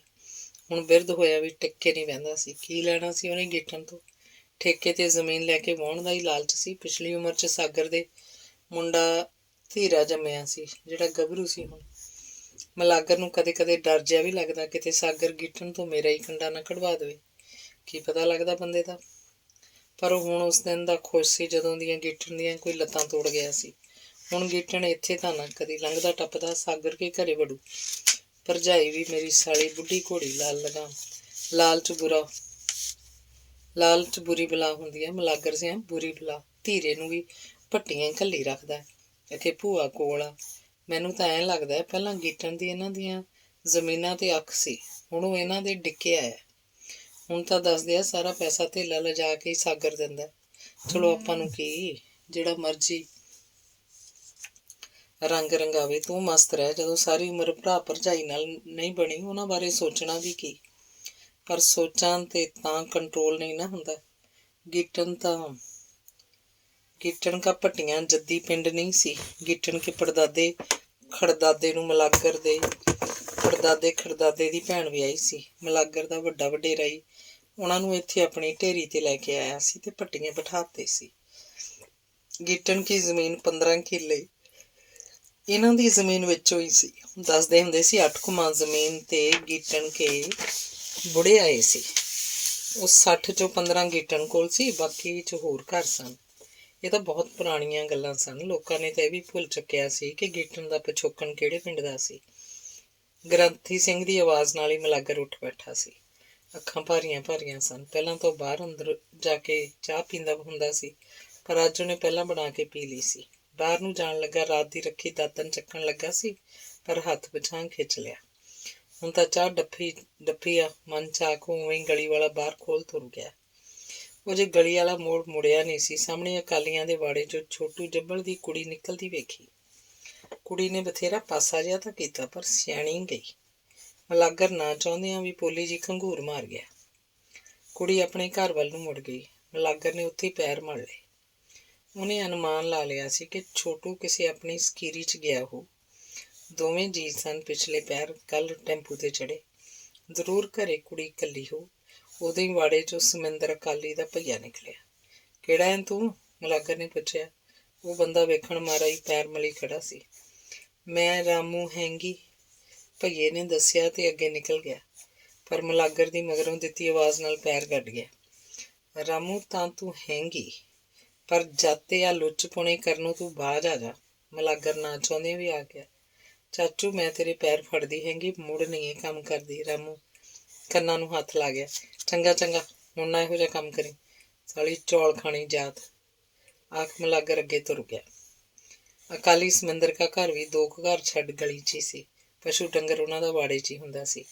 ਪੱਠਿਆਂ ਡੱਕਿਆਂ ਤੋਂ ਲਾ ਕੇ ਧਾਰ ਡੋਕੇ ਦਾ ਕੰਮ ਵੀ ਭਈਆ ਹੀ ਕਰਦਾ ਸੀ। ਜੱਬਲ ਕਾ ਲੱਕੜ ਬਾਲਣ ਵੀ ਸਮਿੰਦਰ ਦੇ ਵਾੜੇ 'ਚ ਹੀ ਹੁੰਦਾ। ਕੁੜੀ ਦਾ ਲੱਕੜ ਬਾਲਣ ਨੂੰ ਬਿੰਦੇ ਝੱਟੇ ਵਾੜੇ 'ਚ ਵੱਜਦਾ ਗੇੜਾ ਰਾਮੂ ਨਾਲ ਇਸ਼ਕ ਲਟਾਉਣ ਤੱਕ ਵੱਧ ਗਿਆ। ਮਲਾਗਰ ਨੂੰ ਛੋਟੀ ਦੀ ਕੁੜੀ ਤੇ ਕਰੋਧ ਤਾਂ ਬਹੁਤ ਆਇਆ, ਜਿਹੜੀ ਪਿੰਡ 'ਚੋਂ ਫੰਨੇ ਖਾਂ ਮੁੰਡੇ ਛੱਡ ਇੱਕੋ ਗਲੇ ਜੇ ਭਈਏ ਨਾਲ ਖੇ ਖਾਂਦੀ ਫਿਰਦੀ ਸੀ। ਥੂ, ਮਲਾਗਰ ਨੇ ਥੁੱਕ ਦਿੱਤਾ ਤੇ ਨਹਿਰ ਵਾਲੇ ਪਾਸੇ ਭੌਂਕਿਆ। ਅਜੇ ਵੀ ਹਨੇਰਾ ਸੀ, ਪੈ ਨਹੀਂ ਫੱਟੀ ਸੀ। ਉਹਨੂੰ ਲੱਗਾ ਜਿਵੇਂ ਘੜੀ ਦੀ ਖਰਾਬੀ ਕਰਕੇ ਗ੍ਰੰਥੀ ਸੰਦੇਹਾ ਉੱਠ ਬੈਠਾ ਸੀ। ਅੱਗੇ ਵੀ ਕਈ ਵਾਰ ਇਉਂ ਹੋਇਆ ਸੀ। ਘੜੀ ਖਰਾਬ ਹੋਣੀ ਤਾਂ ਤੱਕ ਨਾਲ ਉੱਠ ਖੜਨਾ। ਉਹਦਾ ਜੱਟ ਕਾ ਕਹਾਣ ਹੁੰਦਾ, ਸਲੰਗ ਉੱਧਰ ਕੀ ਤੇ ਉੱਧਰ ਕੀ। ਅੱਜ ਵੀ ਉਹੀ ਗੱਲ ਲੱਗਦੀ ਸੀ। ਉਹ ਨਹਿਰ ਦੂਰ ਤੱਕ ਨਿਕਲ ਜਾਂਦਾ ਸੀ। ਸੈਰ ਵੀ ਹੋ ਜਾਂਦੀ, ਫਾਰਗ ਵੀ ਹੋ ਆਉਂਦਾ। ਅੱਜ ਤਾਂ ਇਸ ਭਈਏ ਵਾਲੀ ਘਟਨਾ 'ਚ ਉਲਝਿਆ ਪਿਆ ਸੀ। ਇੱਕ ਭਈਆ, ਥੂ, ਉਹਦੇ ਮੂੰਹ 'ਚ ਜਦ ਦਾਤਨ ਹੁੰਦੀ ਸੀ, ਉਹਨੇ ਤਾਂ ਕਦੀ ਉਦੋਂ ਵੀ ਇੰਨਾ ਨਹੀਂ ਥੁੱਕਿਆ ਸੀ ਜਿੰਨਾ ਹੁਣ ਥੁੱਕ ਰਿਹਾ ਸੀ। ਮੂੰਹ 'ਚ ਜਿਵੇਂ ਕਨੈਣ ਘੁਲਦੀ ਜਾਂਦੀ ਸੀ। ਉਹ ਇੱਕ ਕੜਤਣੀ ਥੁੱਕ ਨਾਲ ਬਾਹਰ ਕੱਢਦਾ ਸੀ। ਉਹ ਤਾਂ ਇਹ ਸੋਚ ਹੀ ਬੋਰਾ ਹੋਈ ਜਾ ਰਿਹਾ ਸੀ ਕਿ ਸਾਡੇ ਪੰਜਾਬ 'ਚ ਬਣੂ ਕੀ। ਅੱਗੇ ਸਾਡੇ ਪੰਜਾਬੀ ਕਹਿੰਦੇ ਹੁੰਦੇ ਸੀ ਕਿ ਜੇ ਵਿਆਹ ਨਾ ਹੋਇਆ ਤਾਂ ਕੋਈ ਬਿਹਾਰਨ ਲੈ ਆਵਾਂਗੇ, ਭਾਲ ਲਿਆਵਾਂਗੇ UP CP 'ਚੋਂ। ਮਲਾਗਰ ਨੂੰ ਪਤਾ ਹੈ 3 ਤਾਂ ਪਿੰਡ 'ਚ ਹਜ਼ੂਰ ਸਾਹਿਬ ਵੱਲ ਦੀਆਂ ਆਈਆਂ। 3 ਹੀ ਬੁੱਧੂ ਨਹਾਉਣ ਗਿਆ ਲੈ ਕੇ ਆਇਆ ਸੀ। ਇੱਕ ਆਪ ਰੱਖੀ, ਇੱਕ ਭਰਾ ਨੂੰ ਦਿੱਤੀ, ਇੱਕ ਪਿੰਡ 'ਚ ਹੀ ਵੇਚ ਖਰਚਾ ਪੂਰਾ ਕੀਤਾ ਜੋ ਉਹਨਾਂ ਤੇ ਆਇਆ ਸੀ। ਪਰ ਹੁਣ ਕਹਾਣੀ ਉਲਟ ਲੱਗਦੀ ਹੈ। ਉਹ ਲੋਕ ਆਖਿਆ ਕਰਨਗੇ ਜੇ ਇਹ ਹਾਲ ਰਿਹਾ ਤਾਂ ਪੰਜਾਬ में जाते हैं, नाले कुछ पैसा कमा ले आएंगे 2-4 सालों में, नाले एक लगाई भी लेते आएंगे। ਜ਼ਰੂਰ ਆਖਿਆ ਕਰਨਗੇ। ਥੂ, ਫਿਰ ਮਲਾਗਰ ਨੂੰ ਜਿਵੇਂ ਚੇਤਾ ਆਇਆ ਕਿ ਛੋਟੂ ਜੱਬਲ ਦੇ ਘਰੋਂ ਵੀ ਤਾਂ ਮੁੱਲ ਦੀ ਲੈ ਕੇ ਆਂਦੀ ਸੀ। ਜੱਬਲ ਹੁਣੀ 2 ਭਰਾ ਸੀ ਤੇ ਦੋਵੇਂ ਹੀ ਛੜੇ। ਹੁਣ ਵਿਆਹ ਤੋਂ ਉਮਰ ਵੀ ਟੱਪ ਚੱਲੀ ਸੀ। ਝਾਕ ਵੀ ਕੋਈ ਨਹੀਂ ਸੀ। ਜ਼ਮੀਨ ਥੋੜ੍ਹੀ ਕਰਕੇ ਕੋਈ ਝਾਕਿਆ ਹੀ ਨਹੀਂ ਸੀ। ਰਹਿੰਦੇ ਰਹਿ ਗਏ ਸੀ। ਮਲਾਗਰ ਨੂੰ ਯਾਦ ਸੀ ਕਿ ਮੋਹਣੇ ਦਰਜੀ ਨਹੀਂ ਦੱਸ ਪਾਈ ਸੀ। ਗੱਲ ਸੁਣ ਛੋਟੂ ਸਿਆਂ, ਵਿਆਹ ਤਾਂ ਤੁਹਾਡੇ ਦੋਹਾਂ ਭਰਾਵਾਂ ਦੇ ਨਹੀਂ ਹੋਣੇ। ਮੈਥੋਂ ਲਿਖਵਾ ਲੈ। ਮੇਰੀ ਨਿਗਾਹ 'ਚ ਇੱਕ ਜਨਾਨੀ ਆ, ਪੈਸੇ ਤਾਂ ਲੱਗਣਗੇ, ਤੂੰ ਗੱਲ ਕਰ। ਮੋਹਣੇ ਦਰਜੀ ਨੇ ਆਖਿਆ ਸੀ ਤਾਂ ਛੋਟੂ ਨੇ ਝੱਟ ਹਾਂ ਕਰਤੀ ਸੀ। ਨਾਲ ਹੀ ਆਪਣੀ ਮਾਂ ਨਾਲ ਤੇ ਨਾਲ ਹੀ ਭਰਾ ਜੀਤੂ ਨਾਲ ਗੱਲ ਸਾਂਝੀ ਕੀਤੀ। ਉਹ ਮਲਾਗਰ ਕੋਲ ਸਿੱਧਾ ਤੁਰਿਆ ਆਇਆ। ਉਹ ਲੈ, ਤੂੰ ਹੋਰ ਕੀ ਭਾਲਦਾ ਕੰਜਰ ਦੇ ਜੱਬੜਾ? ਤਾਂ ਹੀ ਤਾਂ ਤੈਨੂੰ ਜੱਬੜ ਆਖਦੇ ਆ ਨਾ। ਪਾਂਦਾ ਨਾ ਪੁੱਛ ਸਹੁਰੀ ਦੇ, ਰੋਟੀ ਤਾਂ ਵੇਲੇ ਨਾਲ ਪੱਕੀ ਥਿਆਊ। ਆਪ ਹੱਥ ਸਾੜਨੇ ਬਹੁਤ ਔਖੇ ਆ, ਮੈਥੋਂ ਪੁੱਛ। ਬੁੜੀ ਤੁਹਾਡੀ ਕਿੰਨਾ ਕੁ ਚਿਰ ਬੈਠੀ ਰਹੂ? ਮਲਾਗਰ ਨੇ ਉਹਨੂੰ ਪੂਰਾ ਉਤਸ਼ਾਹ ਦਿੱਤਾ, ਪਰ ਛੋਟੂ ਫਿਰ ਵੀ ਕੋਸਾ ਜਿਹਾ ਮੂੰਹ ਕਰਕੇ ਬੈਠਾ ਰਿਹਾ ਸੀ। ਤੇ ਫਿਰ ਸੂਣ ਵਾਲੀ ਮੱਝ ਵਾਂਗ ਵੱਟ ਜਿਹਾ ਕਰਨ ਲੱਗ ਪਿਆ ਤੇ ਅਖੀਰ ਫੁੱਟ ਪਿਆ ਸੀ। ਯਾਰ ਪੈਸਾ ਤਾਂ ਮੇਰੇ ਕੋਲ ਜ਼ਹਿਰ ਖਾਣ ਨੂੰ ਨਹੀਂ। ਨਰਮਾ ਚੁੱਕ ਕੇ ਆਉਣਗੇ 4 ਛਿੱਲੜ ਹੱਥ 'ਚ, ਉਦੋਂ ਤੱਕ ਕੰਮ ਹੱਥੋਂ ਨਾ ਨਿਕਲ ਜੇ। ਉਹਨੇ ਆਖਿਆ ਤਾਂ ਮਲਾਗਰ ਨੇ ਮੋਢੇ ਤੇ ਹੱਥ ਰੱਖ ਤਸੱਲੀ ਦਿੱਤੀ ਸੀ। ਜੇ ਤੂੰ ਮੇਰਾ ਆਸਰਾ ਲੈ ਕੇ ਆਇਆ ਤਾਂ ਪੈਸਿਆਂ ਵੱਲੋਂ ਤੇਰਾ ਕੰਮ ਨਹੀਂ ਅੜਨ ਦਿੰਦੇ। ਕਿੰਨੇ ਪੈਸੇ ਕਹਿੰਦਾ ਸੀ ਦਰਜੀ? ਦਰਜੀ ਕੋਲ ਕਿਹੜਾ ਆਪਦੇ ਕੋਲ ਆ, ਅੱਗੇ ਆ ਕੇ ਤੇ ਉਹ ਕਹਿੰਦਾ ਸੀ 1000 ਖੰਡ 'ਚ ਬਣ ਜੂ ਗੱਲ। ਪਰ ਮੇਰੇ ਕੋਲ ਤਾਂ ਧੇਲਾ ਨਹੀਂ ਇਸ ਵੇਲੇ, ਸੱਚੀ ਦੱਸਾਂ। 500 ਤਾਂ ਛੋਟੂ ਸਿਆ ਮੇਰੇ ਕੋਲ ਘਰੇ ਪਿਆ, ਬਾਕੀ ਮੈਂ ਕਿਸੇ ਤੋਂ ਫੜ ਲੈਣਾ। 1500-1800 ਤਾਂ ਕੋਲ ਹੋਵੇ ਹੀ, ਪਰ ਪਹਿਲੀ ਚੌਣੀ ਮੋੜਦੀ ਮੇਰਾ ਵੀਰ। ਮੈਂ ਕਹਿਣਾ ਚਾਚੂ ਫਿਕਰ ਨਾ ਕਰ, ਲਾ ਕੇ 2 ਚੌਣੀਆਂ ਹੁਣੇ ਚੁਗਾਉਣੀਆਂ। ਹਾਂ ਹੁਣ ਤਾਂ ਉਹੋ ਹੀ ਚੁਗੂਗੀ ਆ ਕੇ, ਦੋਵੇਂ ਜੀ ਇਕੱਠੇ ਚੁਗਿਆ ਕਰਿਆ ਜੇ। ਐਤਕੀ ਤਾਂ ਨਰਮੇ ਵੀ ਬਥੇਰੇ ਵਧਿਆ ਸੁੱਖ ਨਾਲ। ਜਾ ਚਾਚਾ, ਤੇਰੀਆਂ ਵੀ ਇਹੋ ਜਿਹੀਆਂ ਹੀ ਰਹੀਆਂ, ਛੋਟੂ ਨੇ ਆਖਿਆ। ਹੁਣ ਢਿੱਡ 'ਚ ਮੁਸਮੁਸੀਆਂ ਜਿਹੀਆਂ ਉੱਠ ਰਹੀਆਂ ਸੀ। ਅੱਜ ਤੱਕ ਕਿਸੇ ਔਰਤ ਨੇ ਪਹੁੰਚਾ ਚੱਕ ਗਿੱਟਾ ਨਹੀਂ ਵਿਖਾਇਆ ਸੀ ਤੇ ਹੁਣ ਸਮੁੱਚੀ ਔਰਤ ਉਹਦੇ ਹੱਥ ਆਉਣ ਵਾਲੀ ਸੀ। ਜੇ ਸੌਦਾ ਸਿਰੇ ਚੜ ਜਾਂਦਾ ਤਾਂ ਮਲਾਗਰ ਨੇ ਰੁਪਈਆਂ ਦਾ ਇੰਤਜ਼ਾਮ ਉਸ ਰਾਤ ਹੀ ਕਰ ਲਿਆ ਸੀ ਤੇ ਦੂਜੇ ਦਿਨ ਉਹ ਫੌਰੇ ਨੰਬਰਦਾਰ ਨੂੰ ਨਾਲ ਲੈ ਕੇ ਕੋਟਕਪੂਰੇ ਆ ਗਏ ਸੀ। ਉਹਨਾਂ ਪਿੰਡੋਂ ਸਾਲਮ ਟਾਂਗਾ ਹੀ ਕਰਾ ਲਿਆ ਸੀ। ਮੋਹਣੇ ਦਰਜੀ ਨੂੰ ਉਹਦੇ ਘਰੋਂ ਆ ਭਾਲਿਆ। ਉਹ ਨਾਲ ਤਾਂ ਨਾ ਗਿਆ, ਪਰ ਉਹਨੇ ਦੱਸਤਾ ਕਿ ਤੁਸੀਂ ਦੇਵੀ ਵਾਲੇ ਜਾ ਕੇ ਲਾਲੂ ਵਿੰਗੇ ਦਾ ਘਰ ਕਿਸੇ ਤੋਂ ਵੀ ਪੁੱਛ ਲਿਆ ਜੇ। ਮੈਨੂੰ ਕੰਮ ਆ, ਨਹੀਂ ਨਾਲ ਜ਼ਰੂਰ ਜਾ ਵੜਦਾ। ਨਾ ਕੰਮ ਨੂੰ ਕੀ, ਤੂੰ ਕਮਾਂਦਰਾ ਕਰਨਾ? ਛੋਟੂ ਨੇ ਨਹੋਰੇ ਨਾਲ ਆਖਿਆ। ਉਹਨੂੰ ਇਹ ਸਮਝ ਨਹੀਂ ਪਈ ਸੀ ਕਿ ਮੋਹਣੇ ਦੇ ਕੰਮ ਤੇ ਹੀ ਸਾਰੇ ਟੱਬਰ ਦੀ ਰੋਜ਼ੀ ਰੋਟੀ ਪਈ ਸੀ। ਕਮਾਂਦਰਾ ਤਾਂ ਪਤਾ ਨਹੀਂ ਕੀ ਹੁੰਦਾ, ਪਰ ਕੱਲ ਨੂੰ ਮੱਸਿਆ। ਕਈ ਘਰ ਮੱਸਿਆ ਨੂੰ ਆਪਣੇ ਵੱਡੇ ਵਡੇਰਿਆਂ ਦੇ ਨਾਂ ਤੇ ਕੱਪੜੇ ਪਾਉਂਦੇ ਆ, ਉਹ ਸਿਉਣੇ ਆ ਪੂਰਾ ਕਾਸਾ। ਉਹਨੇ ਆਪਣੀ ਮਜਬੂਰੀ ਦੱਸੀ। ਮੋਹਣਾ ਹਰੀ 9 ਕੁਹਾੜ ਵਾਲਾ ਭੱਟੀਆਂ ਗੇੜਾ ਦਿੰਦਾ ਤੇ ਕੱਪੜੇ ਫੜ ਲਿਆਉਂਦਾ, ਸਿਉਂਦਾ ਘਰੇ ਬੈਠ ਕੇ। ਉਹਦੇ ਘਰ ਵਾਲੀ ਵੀ ਨਾਲ ਹਿੰਮਤ ਮਾਰਦੀ। ਮੋਹਣਾ ਸੀ ਤਾਂ ਸੁਨਿਆਰਿਆਂ ਦਾ ਮੁੰਡਾ, ਪਰ ਘਰ ਦੀ ਪਤਲੀ ਪੈ ਚੁੱਕੀ ਹਾਲਤ ਨੇ ਉਹਨੂੰ ਨਿੱਕੇ ਹੁੰਦਿਆਂ ਹੀ ਇਸ ਧੰਦੇ ਨਾਲ ਜੋੜਤਾ ਸੀ ਤੇ ਅੱਜ ਉਹ ਆਪਣੇ ਪਰਿਵਾਰ ਦਾ ਜਿੱਥੇ ਪੇਟ ਪਾਲ ਰਿਹਾ ਸੀ, 4 ਛਿੱਲੜ ਵੀ ਜੋੜੀ ਬੈਠਾ ਸੀ।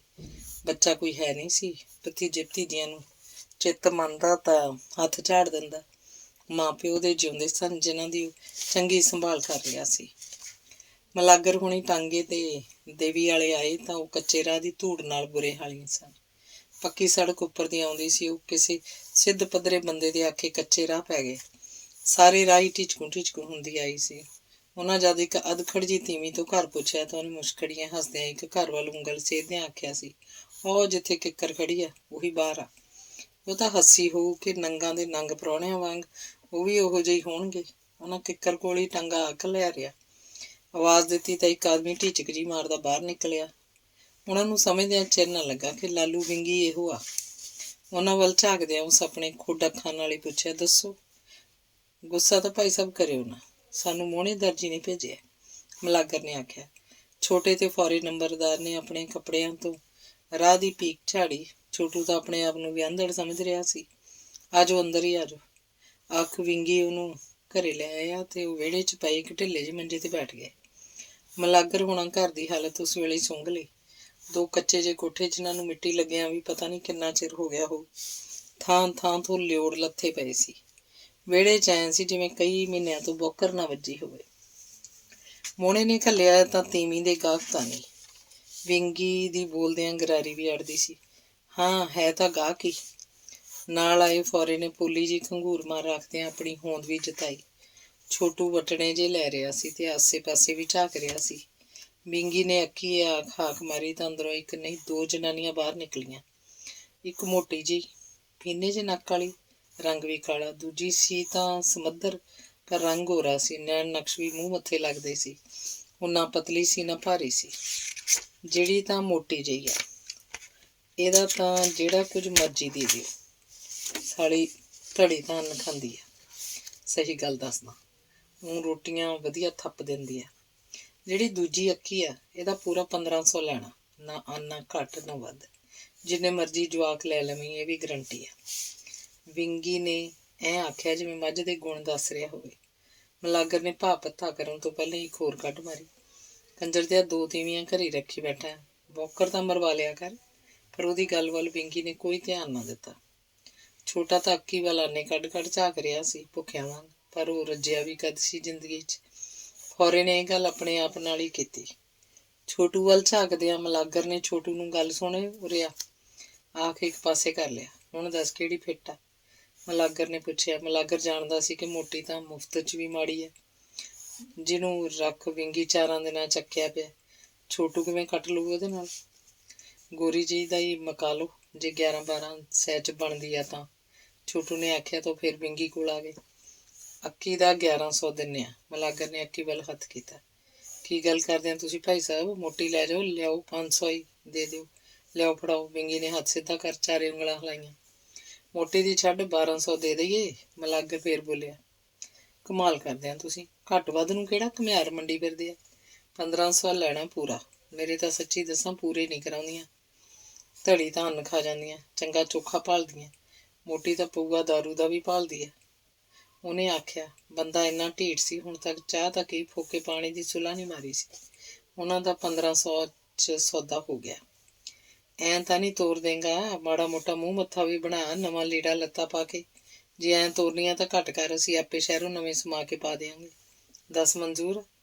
ਫੌਰੇ ਨੇ ਪਤੀ ਦੀ ਗੱਲ ਕੀਤੀ ਤਾਂ ਵਿੰਗੀ ਨੇ 1400 ਫੜ ਲਿਆ। ਤੇ ਜਦੋਂ ਉਹਨੇ ਨੋਟ ਗਿਣ ਕੇ ਸੜੇ ਜਿਹੇ ਬਟੂਏ 'ਚ ਪਾਏ ਤਾਂ ਨਾਲ ਦੀ ਨਾਲ ਹੀ ਜੇਬ ਦਾ ਬਟਨ ਲਾ ਆਵਾਜ਼ ਵੀ ਦਿੱਤੀ।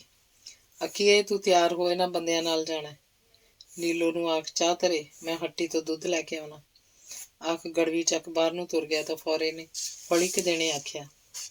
ਮੇਰਾ ਸਾਲਾ ਵਿੰਗਾ ਜਿਹਾ ਪੂਰਾ ਘਤੇਤੀ ਆ। ਜਦੋਂ ਆਪਾਂ ਬੁੜੀ ਤੋਂ ਘਰ ਪੁੱਛਿਆ ਸੀ ਤਾਂ ਉਹ ਹੱਸੀ ਸੀ, ਸੋਚਦੀ ਉਹ ਮੇਮਾਂ ਦੇ ਵਪਾਰੀ ਆਏ ਆ। ਵਪਾਰੀ ਕਿਉਂ? ਉਹ ਤਾਂ ਬਰਾਤ ਕਹਿੰਦੀ ਉਹ ਆਂਢਣਾ ਗੁਆਂਢਣਾ ਕੋਲ। ਵੇਖ ਲਿਆ ਜੇ ਆਪਾਂ ਗਏ ਤੀਵੀਆਂ ਤਖਤਿਆਂ ਦੀਆਂ ਝੀਤਾਂ ਵਿੱਚ ਦੀ ਨਾ ਝਾਕਣ ਦਾ ਮੈਨੂੰ ਆਖਦੇ ਆ ਜੇ। ਆਖ ਮਲਾਗਰ ਵੀ ਹੱਸ ਪਿਆ। ਫੌਰਾ ਫਿਰ ਛੋਟੂ ਨੂੰ ਛੇੜਦਾ ਬੋਲਿਆ। ਨਾ ਤਾਂ ਵਧੀਆ ਕੰਜਰ ਦੀ ਹੈ। ਕੰਜਰ ਦੇ ਆ ਅੱਕੀ, ਇਹੋ ਜਿਹੀ ਊਂ ਅੱਕਦੀ ਥੱਕਦੀ ਨਹੀਂ ਹੁੰਦੀ, ਕੰਮ ਨੂੰ ਤਕੜੀਆਂ ਹੁੰਦੀਆਂ ਇਹ। ਦਿਲ ਫਿੱਟੇ ਮੂੰਹ ਤੇਰੇ। ਮਲਾਗਰ ਨੇ ਫੌਰੇ ਨੂੰ ਘੂਰਿਆ। ਥੋੜੇ ਚਿਰ ਬਾਅਦ ਹੀ ਵਿੰਗੀ ਦੁੱਧ ਲੈ ਕੇ ਆ ਗਿਆ। ਜਦੋਂ ਉਹਨਾਂ ਚਾਹ ਪੀਤੀ ਅੱਕੀ ਤਿਆਰ ਹੋ ਗਈ ਸੀ, ਪਰ ਜਿਹੜਾ ਉਹਦੇ ਸੂਟ ਪਾਇਆ ਸੀ ਉਹਨਾਂ ਨੂੰ ਠੀਕ ਨਹੀਂ ਲੱਗਿਆ। ਉੱਚੀ ਜਿਹੀ ਸੁੱਥਣ ਤੇ ਕੁੜਤੀ ਵੀ ਘਟੰਨੀ ਜਿਹੀ ਸੀ, ਢਾਕਾਂ ਨੰਗੀਆਂ ਹੁੰਦੀਆਂ ਸੀ। ਯਾਰ ਲੀੜੇ ਤਾਂ ਚੰਗੇ ਪਵਾ ਦਿੰਦਾ, ਆਹ ਤਾਂ ਜਮਾਂ ਹੀ ਡੰਡ ਲਾਤੀ। ਛੋਟੂ ਨੇ ਆਪਣੀ ਬਾਚੀ ਖੋਲੀ। ਨਾ ਹੀ ਤਾਂ ਵਿੰਗੀ ਨੇ ਪੁੱਛਿਆ ਸੀ ਕਿ ਤੁਸਾਂ ਚੋਂ ਰੱਖਣੀ ਕਿਹਨੇ ਆ, ਨਾ ਹੀ ਉਹਨਾਂ ਦੱਸਣ ਦੀ ਕੋਈ ਲੋੜ ਸਮਝੀ ਸੀ, ਪਰ ਵਿੰਗੀ ਨੇ ਅਨੁਮਾਨ ਜ਼ਰੂਰ ਲਾ ਲਿਆ ਸੀ। ਯਾਰ ਮੇਰੇ ਕੋਲ ਲੀੜੇ ਆ ਕਿੱਥੋਂ ਗਏ?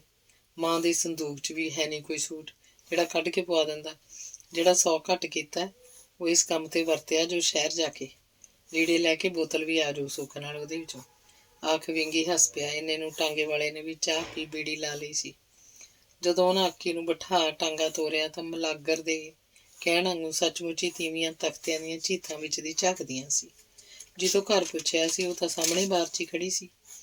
ਅੱਕੀ ਨੇ ਕਾਣਾ ਜਿਹਾ ਘੁੰਡ ਕੱਢ ਲਿਆ। ਉਹ ਟਾਂਗੇ 'ਚ ਇਹੀ ਅਨੁਮਾਨ ਲਾਉਂਦੀ ਆਈ ਸੀ ਕਿ ਉਹਨਾਂ ਤਿੰਨਾਂ 'ਚ ਉਹਦਾ ਖਸਮ ਹੈ ਕਿਹੜਾ, ਪਰ ਕੋਟਕਪੁਰੇ ਆ ਕੇ ਉਹਦਾ ਇਹ ਆਖ ਤੌਖਲਾ ਮਿਟਾ ਦਿੱਤਾ ਸੀ ਮਲਾਗਰ ਨੇ। ਤੈਨੂੰ ਆਹ ਬੰਦਾ ਲੈ ਕੇ ਆਇਆ, ਸਮਝ ਗਈ? ਤੇ ਅੱਕੀ ਨੇ ਸਿਰ ਹਿਲਾਤਾ ਸੀ। ਉਹਨਾਂ ਕੋਟਕਪੁਰਿਓਂ ਇੱਕ ਦੁਕਾਨ ਤੋਂ ਸੂਟ ਪੜਵਾ ਉੱਥੇ ਪਟੜੇ ਤੇ ਬੈਠੇ ਦਰਜੀ ਨੂੰ ਸਿਉਣ ਲਈ ਦੇ ਦਿੱਤਾ। ਆਪ ਬੋਤਲ ਲੈ ਸਾਹਮਣੇ ਇੱਕ ਖੋਖੇ 'ਚ ਜਾ ਬੈਠੇ। ਉਹਨਾਂ ਦਾ ਧਿਆਨ ਅੱਕੀ ਵੱਲ ਹੀ ਸੀ। ਮਤਾ ਫੁਰਰ ਹੋ ਜਾਏ। ਪਰ ਅੱਕੀ ਤਾਂ ਆਪਣਾ ਲਾਲ ਬੂਟੀਆਂ ਵਾਲਾ ਸੂਟ ਦਰਜੀ ਦੇ ਹੱਥਾਂ 'ਚ ਘੁੱਕਦਾ ਵੇਖ ਪੂਰੀ ਖੁਸ਼ ਸੀ। ਦਿਨ ਛਿਪਦੇ ਨਾਲੋਂ ਪਿੰਡ ਆਏ ਸਨ। ਆਲੇ ਦੁਆਲੇ ਉਦੋਂ ਹੀ ਖਬਰ ਫੈਲ ਗਈ ਸੀ ਕਿ ਛੋਟੂ ਜੱਬਲ ਵਹੁਟੀ ਲੈ ਕੇ ਆਇਆ। ਦੂਜੇ ਦਿਨ ਤਾਨੀ ਬਹਾਨੀ ਆਂਢਣਾ ਗੁਆਂਢਣਾ ਗੇੜੇ ਮਾਰਨ ਲੱਗ ਪਈਆਂ। ਕੁਝ ਦਿਨਾਂ ਬਾਅਦ ਹੀ ਛੋਟੂ ਮਲਾਗਰ ਕੋਲ ਆ ਕੇ ਵਾਰਾਂ ਪਾਉਣ ਲੱਗ ਪਿਆ ਸੀ। ਉਹਦਾ ਕਹਿਣਾ ਸੀ ਕਿ ਸਾਡਾ ਜੀਤੂ ਅੱਕੀ ਨਾਲ ਗਲਤ ਹਰਕਤਾਂ ਕਰਦਾ ਹੈ। ਸੁਣ ਮਲਾਗਰ ਹੱਸ ਪਿਆ ਸੀ ਤੇ ਬੋਲਿਆ ਸੀ, ਕੰਜਰ ਦੇ ਜਬੜਾ, ਤੇਰੀ ਕਿਹੜਾ ਉਹ ਸੇਰਿਆਂ ਨਾਲ ਵਿਆਹ ਕੇ ਲਿਆਂਦੀ ਹੈ?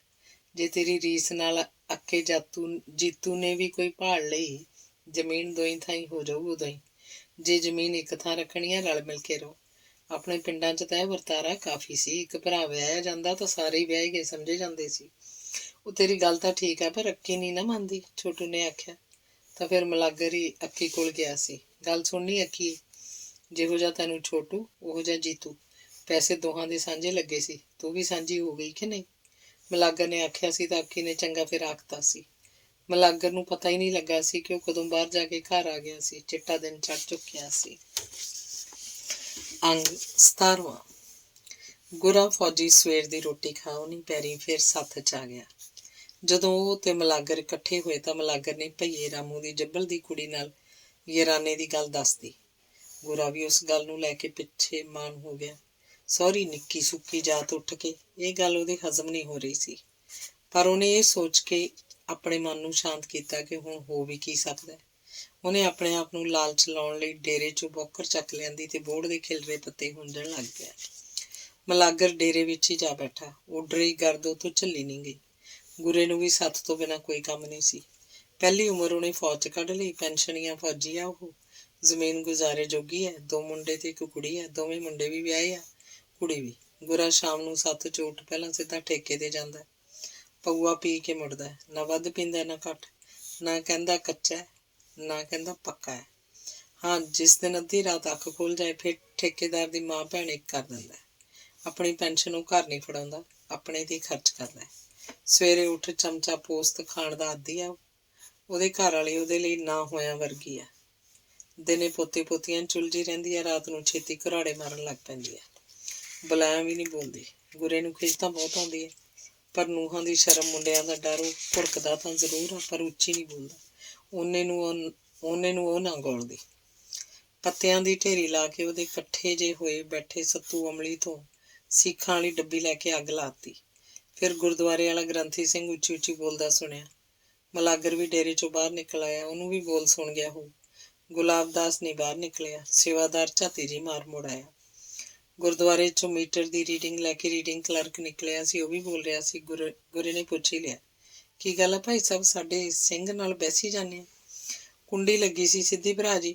ਜੇ ਗੁਰੂ ਘਰ ਵੀ ਬਿਜਲੀ ਚੋਰੀ ਕਰਨ ਲੱਗ ਪਏ, ਆਮ ਪਬਲਿਕ ਦੀ ਤਾਂ ਗੱਲ ਹੀ ਕੀ ਕਰਨੀ ਹੋਈ। ਸਮਾਜ ਨੂੰ ਇਹਨਾਂ ਲੋਕਾਂ ਹੀ ਸੇਧ ਦੇਣੀ ਹੁੰਦੀ ਹੈ।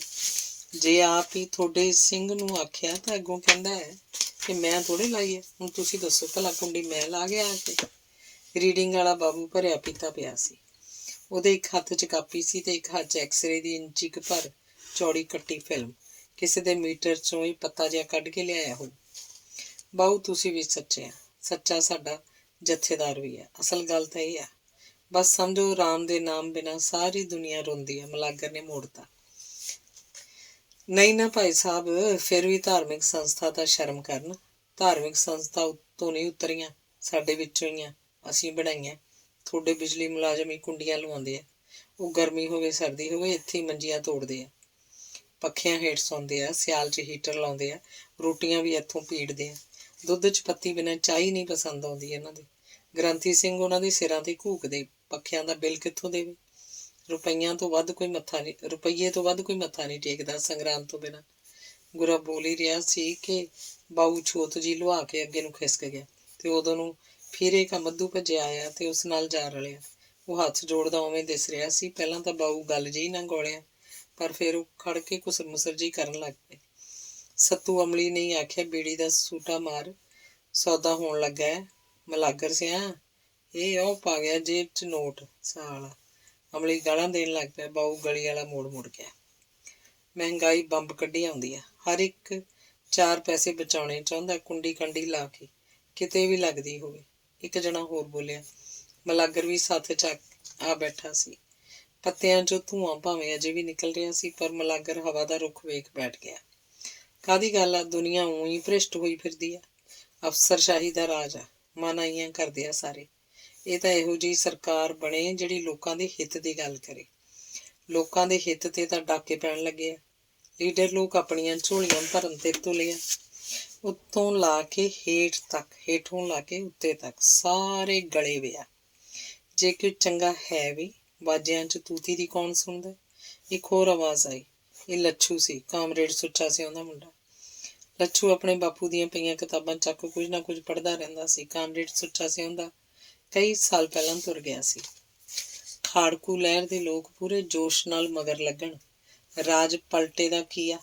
ਇੱਕ ਜਣਾ ਹੋਰ ਬੋਲਿਆ। ਇਸ ਵੇਲੇ ਸਵਾਰੀਆਂ ਟੈਂਪੂ ਦੀ ਉਡੀਕ 'ਚ ਆ ਖੜ੍ਹਦੀਆਂ ਸਨ, ਜਿਨ੍ਹਾਂ ਨੇ ਸ਼ਹਿਰ ਜਾਣਾ ਹੁੰਦਾ ਸੀ। ਖਾੜਕੂ ਲਹਿਰ ਦਾ ਏਜੰਡਾ ਕੀ ਹੈ ਕੋਈ? ਜਦੋਂ ਜਿੱਥੇ ਵੀ ਇਨਕਲਾਬ ਹੋਇਆ, ਹੇਠਲੇ ਵਰਗ ਦੀ ਜਨਤਾ ਦੇ ਸਾਥ ਨਾਲ ਹੋਇਆ। ਇਕੱਲੇ ਹਥਿਆਰਾਂ ਨਾਲ ਇਨਕਲਾਬ ਨਹੀਂ ਆਉਂਦਾ। ਇੱਕ ਪਾਸੇ ਕੁਝ ਹਥਿਆਰਬੰਦ ਹੁੰਦੇ ਆ, ਇੱਕ ਪਾਸੇ ਸਰਕਾਰਾਂ। ਲੜਾਈ 'ਚ ਜ਼ਮੀਨ ਅਸਮਾਨ ਦਾ ਫਰਕ। ਇਹ ਤਾਂ ਜਦੋਂ ਲੋਕ ਜਾਗਰਤ ਹੁੰਦੇ ਆ ਉਦੋਂ ਗੱਲ ਬਣਦੀ ਆ। ਲਾਉਣੇ ਦੇ ਆਦਮੀ ਨੇ ਬਗੈਰ ਵਲ ਫੇਰ ਪਾਇਆ ਸਿੱਧੀ ਸਪਸ਼ਟ ਗੱਲ ਕੀਤੀ। ਇਹ ਭਾਈ ਸਾਹਿਬ ਦੀ ਗੱਲ 16 ਆਨੇ ਆ। ਆਪਣੇ ਹੁਣ ਦੀ ਗੱਲ ਹੀ ਲੈ ਲਓ। ਹਥਿਆਰਾਂ ਨੇ ਗਵਾਇਆ ਬਹੁਤਾ, ਸਵਾਰਿਆ ਇੱਕ ਡੱਕਾ ਨਹੀਂ। ਇਹ ਆਪਾਂ ਨੂੰ ਸਾਰਿਆਂ ਨੂੰ ਪਤਾ ਹੈ। ਡਰਦਾ ਕੋਈ ਹੰਗਾਰਾ ਭਾਵੇਂ ਨਾ ਦੇਵੇ। ਲੋਕੀ ਸਹਿਮ ਦਿਨ ਕੱਟਦੇ ਰਹੇ ਆ। ਦੋਹਾਂ ਪਾਸਿਆਂ ਦੀ ਮਾਰ ਪੈਂਦੀ ਰਹੀ ਆ। ਲੱਛੂ ਨੇ ਆਖਿਆ, ਜਿਹੜਾ ਹੁਣੇ ਟੈਂਪੂ ਸ਼ਹਿਰ ਵੱਲੋਂ ਆਇਆ ਸੀ ਉਹ ਮੁੜਿਆ ਸੀ ਤਾਂ ਸਵਾਰੀਆਂ ਉੱਤੇ ਚੜ੍ਹ ਗਈਆਂ ਸਨ। ਫਿਰ ਕਿੰਨਾ ਚਿਰ ਇਸ ਗੱਲ ਤੇ ਬਹਿਸ ਹੁੰਦੀ ਰਹੀ ਸੀ ਕਿ ਟੈਂਪੂ ਉਤਲੀ ਫਿਰਨੀ ਕਿਉਂ ਨਹੀਂ ਜਾਂਦੇ। ਇੱਥੇ ਘੱਟਾ ਇੰਨਾ ਉੱਡਦਾ, ਬੈਠਿਆ ਨਹੀਂ ਜਾਂਦਾ। ਗੁਰੇ ਨੂੰ ਘਰੋਂ ਸੱਦਾ ਆ ਗਿਆ ਸੀ, ਉੱਠ ਖਲੋਤਾ ਸੀ ਤਾਂ ਮਲਾਗਰ ਵੀ ਉੱਠ ਡੇਰੇ ਵੱਲ ਭੌਂ ਗਿਆ ਸੀ। 2-3 ਜਣੇ ਹੋਰ ਆ ਬੈਠੇ ਸੀ।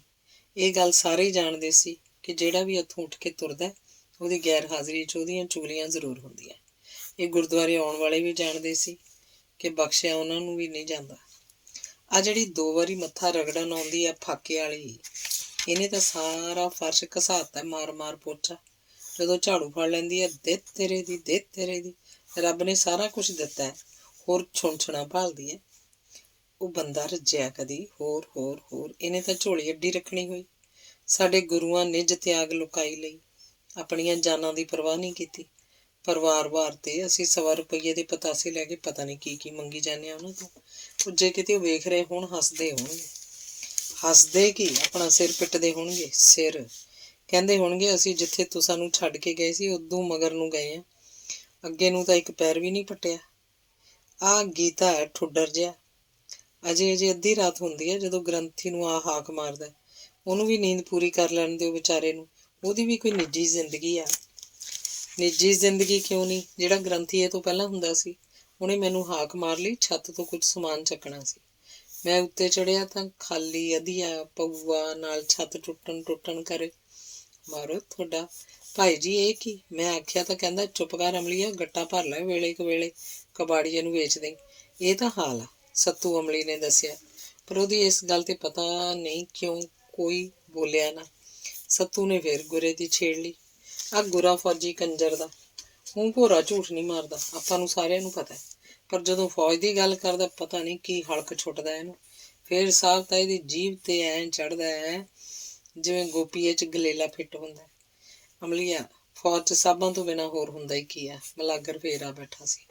ਮਲਾਗਰ ਸਿਆ, ਤੈਨੂੰ ਤਾਂ ਬਾਈ ਸਾਥੋਂ ਵੱਧ ਪਤਾ ਹੈ। ਮਾੜੀ ਜੀ ਗੱਲ ਛੇੜ ਦਈਏ, 1800 ਮੇਮ ਅੱਗੇ ਨੱਚਣ ਲਾ ਦਿੰਦਾ। ਸਾਡੇ ਸਾਹਿਬ ਦੀ ਮੇਮ ਹੁੰਦੀ ਸੀ, ਮੈਂ ਜਾਣਾ ਉਹਨਾਂ ਦੇ ਬੰਗਲੇ। ਮੇਮ ਦੇ ਤਨ ਤੇ ਥੋੜੇ ਕੱਪੜੇ ਹੋਣੇ, ਮੇਮ ਦਾ ਰੰਗ ਹੋਈ ਕੀ ਦੱਸਾਂ, ਸੇਬ ਵਾਂਗੂ ਦਗਿਆ ਕਰੇ। ਮੈਨੂੰ ਕਹਿੰਦੀ, ਜਵਾਨ ਤੂੰ ਅੱਛਾ, ਕਿਤਨਾ अच्छा आदमी, मेरी पीठ पे मालिश करो तेल की। तेरे साहब की ऐसी की तैसी, उनको मालिश भी नहीं मारनी आती। ਤੇ ਮੈਂ ਭਰਾਓ ਮਾਲਿਸ਼ ਕਰਨੀ ਮੇਮ ਦੀ। ਮੇਮ ਨੇ ਖੁਸ਼ ਹੋ ਕੇ ਮੈਨੂੰ ਇਨਾਮ ਦੇਣਾ। ਕੜਕੜ ਕਰਦਾ 10 ਦਾ ਨੋਟ। ਰੰਮ ਦੀ ਬੋਤਲ ਤਾਂ ਆਮ ਹੀ ਗੱਲ ਸੀ। वो एक और भी गल करता हुंदा, अखे हम गए थे साहब के साथ शिकार खेलने जंगल में, वहां का शेर इतना बड़ा क्या बताऊं। साडा साहब तो भाग गया, मैनू गोली दागती, शेर का मत्था खुल पगड़ हो गया। साहब बहुत खुश हुआ, हमें बोला, गुरा सिंघा तुम घर जाओ, हम छुट्टी बनाते हैं, फौरन चले जाओ। ਉਹ ਕੰਜਰ ਦਾ ਚੰਗਾ ਭਲਾ ਹੈ, ਜਦੋਂ ਫੌਜ ਦੀ ਗੱਲ ਕਰਦਾ ਹਮਕੋ ਤੁਮਕੋ ਉਹਦੀਆਂ ਗੱਲਾਂ 'ਚ ਆ ਜਾਂਦੀ ਹੈ। ਅਮਲੀ ਚਟਕਾਰੇ ਲਾਲਾ ਦੱਸ ਰਿਹਾ ਸੀ। ਅੰਗ 18ਵਾਂ। ਗੁਰਾ ਘਰੇ ਗਿਆ ਸੀ ਤਾਂ ਅੱਗੇ ਉਹਦੀ ਕੁੜੀ ਆਈ ਬੈਠੀ ਸੀ। ਤਾਂ ਹੀ ਗੁਰੇ ਨੂੰ ਘਰੋਂ ਸੱਦਾ ਆਇਆ ਸੀ। ਕੁੜੀ ਦੇ ਮੱਝ ਹੱਥ ਤੇ ਪਈ ਸੀ। ਉਹਨੇ ਉਨੀ ਪੈਰੀ ਮੁੜਨਾ ਸੀ। ਉਹਨੇ ਆਉਂਦੀ ਨਹੀਂ ਗੱਲ ਆਖੀ ਸੀ ਕਿ ਆਉਣ ਘੰਟਾ ਘੜੀ ਦਾ। ਹੱਥਲ ਪਸ਼ੂ ਦਾ ਬਹੁਤ ਔਖਾ ਹੁੰਦਾ। ਸਵੇਰੇ ਚੋ ਆਈਆਂ, ਹੱਥਲ ਨੂੰ ਜਾ ਕੇ ਚੋਣੀਆਂ। ਬਾਪੂ ਨੂੰ ਮਾਰੋ ਆਵਾਜ਼, ਸੱਥ 'ਚ ਬੈਠਾ ਸੀ। ਤਾਂ ਹੀ ਗੁਰਾ ਸੀ ਉਹਨੂੰ ਸੱਦਿਆ ਸੀ। ਕੁੜੀ ਟੈਂਪੂ 'ਚ ਬੈਠੀ ਉਹਨੂੰ ਵੇਖ ਗਈ ਸੀ। ਹੁਣ ਉਹ ਆਪਣੀ ਮਾਂ ਕੋਲ ਬੈਠੀ ਸੀ, ਵੱਡੀ ਭਰਜਾਈ ਵੀ ਕੋਲ ਸੀ। ਚਾਹ ਵਾਲੇ ਭਾਂਡੇ ਅਜੇ ਉਵੇਂ ਹੀ ਪਏ ਸੀ। ਗੁਰੇ ਨੇ ਆ ਸਿਰ ਪਲੋਸਿਆ, ਸੁੱਖ ਸੰਦ ਪੁੱਛੀ। ਟੈਂਪੂ ਤੇ ਆਈਆਂ ਕੁੜੇ, ਮੈਂ ਤਾਂ ਤੈਨੂੰ ਵੇਖਿਆ ਨਹੀਂ, ਉੱਥੇ ਹੀ ਬੈਠਾ ਸੀ। ਗੁਰੇ ਨੂੰ ਛੋਟੀ ਬਹੂ ਚਾਹ ਦਾ ਗਲਾਸ ਫੜਾ ਗਈ। ਹਾਂ, ਟੈਂਪੂ ਤੇ ਆਈ ਸੀ। ਆਖੋ ਆਉਣ ਵਾਲੇ ਕਾਰਨ ਵੱਲ ਵੀ ਵਧੀ। ਉਹ ਤਾਂ ਸੁੱਖ ਸੰਦ ਆ ਸਾਡਾ ਬੁੜਾ ਸਾਰਾ, ਬਸ ਅੱਜ ਭਲਕਦਾ ਹੀ ਆ। ਮੈਂ ਤਾਂ ਆਈ ਸੀ ਤੁਹਾਡੇ ਨਾਲ ਸਕੀਮ ਕਰਨ। ਕੀ ਗੱਲ ਹੋ ਗਈ? 75 ਸੀ, ਉਹਨੂੰ ਤਕੜਾ ਪਿਆ ਸੀ ਉਹ ਤਾਂ। ਗੁਰੇ ਨੇ ਪੁੱਛਿਆ। ਕੁਝ ਮਹੀਨੇ ਪਹਿਲਾਂ ਹੀ ਤਾਂ ਉਹ ਮੂਰਤੀ ਨੂੰ ਮਿਲਣ ਗਿਆ ਸੀ। ਉਦੋਂ ਇਕੱਠਿਆਂ ਨੇ ਤਾਂ ਗਲਾਸੀ ਖੜਕਾਈ ਸੀ। ਉਮਰ ਵੱਡੀ ਸੀ, ਜਾਣਾ ਹੀ ਸੀ ਬਾਪੂ ਅੱਗੇ ਪਿੱਛੇ। 4 ਵਾਰ ਤਾਂ ਗੀਤਾ ਹੀ ਸੁਣਾ ਚੁੱਕਿਆ। ਬਸ ਹੁਣ ਤਾਂ ਜਾਣਾ ਹੀ ਹੈ। ਤੋਂ ਉਹ ਸੀ ਆਖ ਰਹੀ ਸੀ, ਮੁੰਡੇ ਨੂੰ ਤਾਂ ਲੈ ਆਉਂਦੇ ਨਾਲ, ਹੁਣ ਤਾਂ ਤਕੜਾ ਹੋਣਾ ਸੁੱਖ ਨਾਲ। ਮੂਰਤੀ ਦੀ ਬੇਬੇ ਨੇ ਦੋਤੇ ਨੂੰ ਯਾਦ ਕੀਤਾ।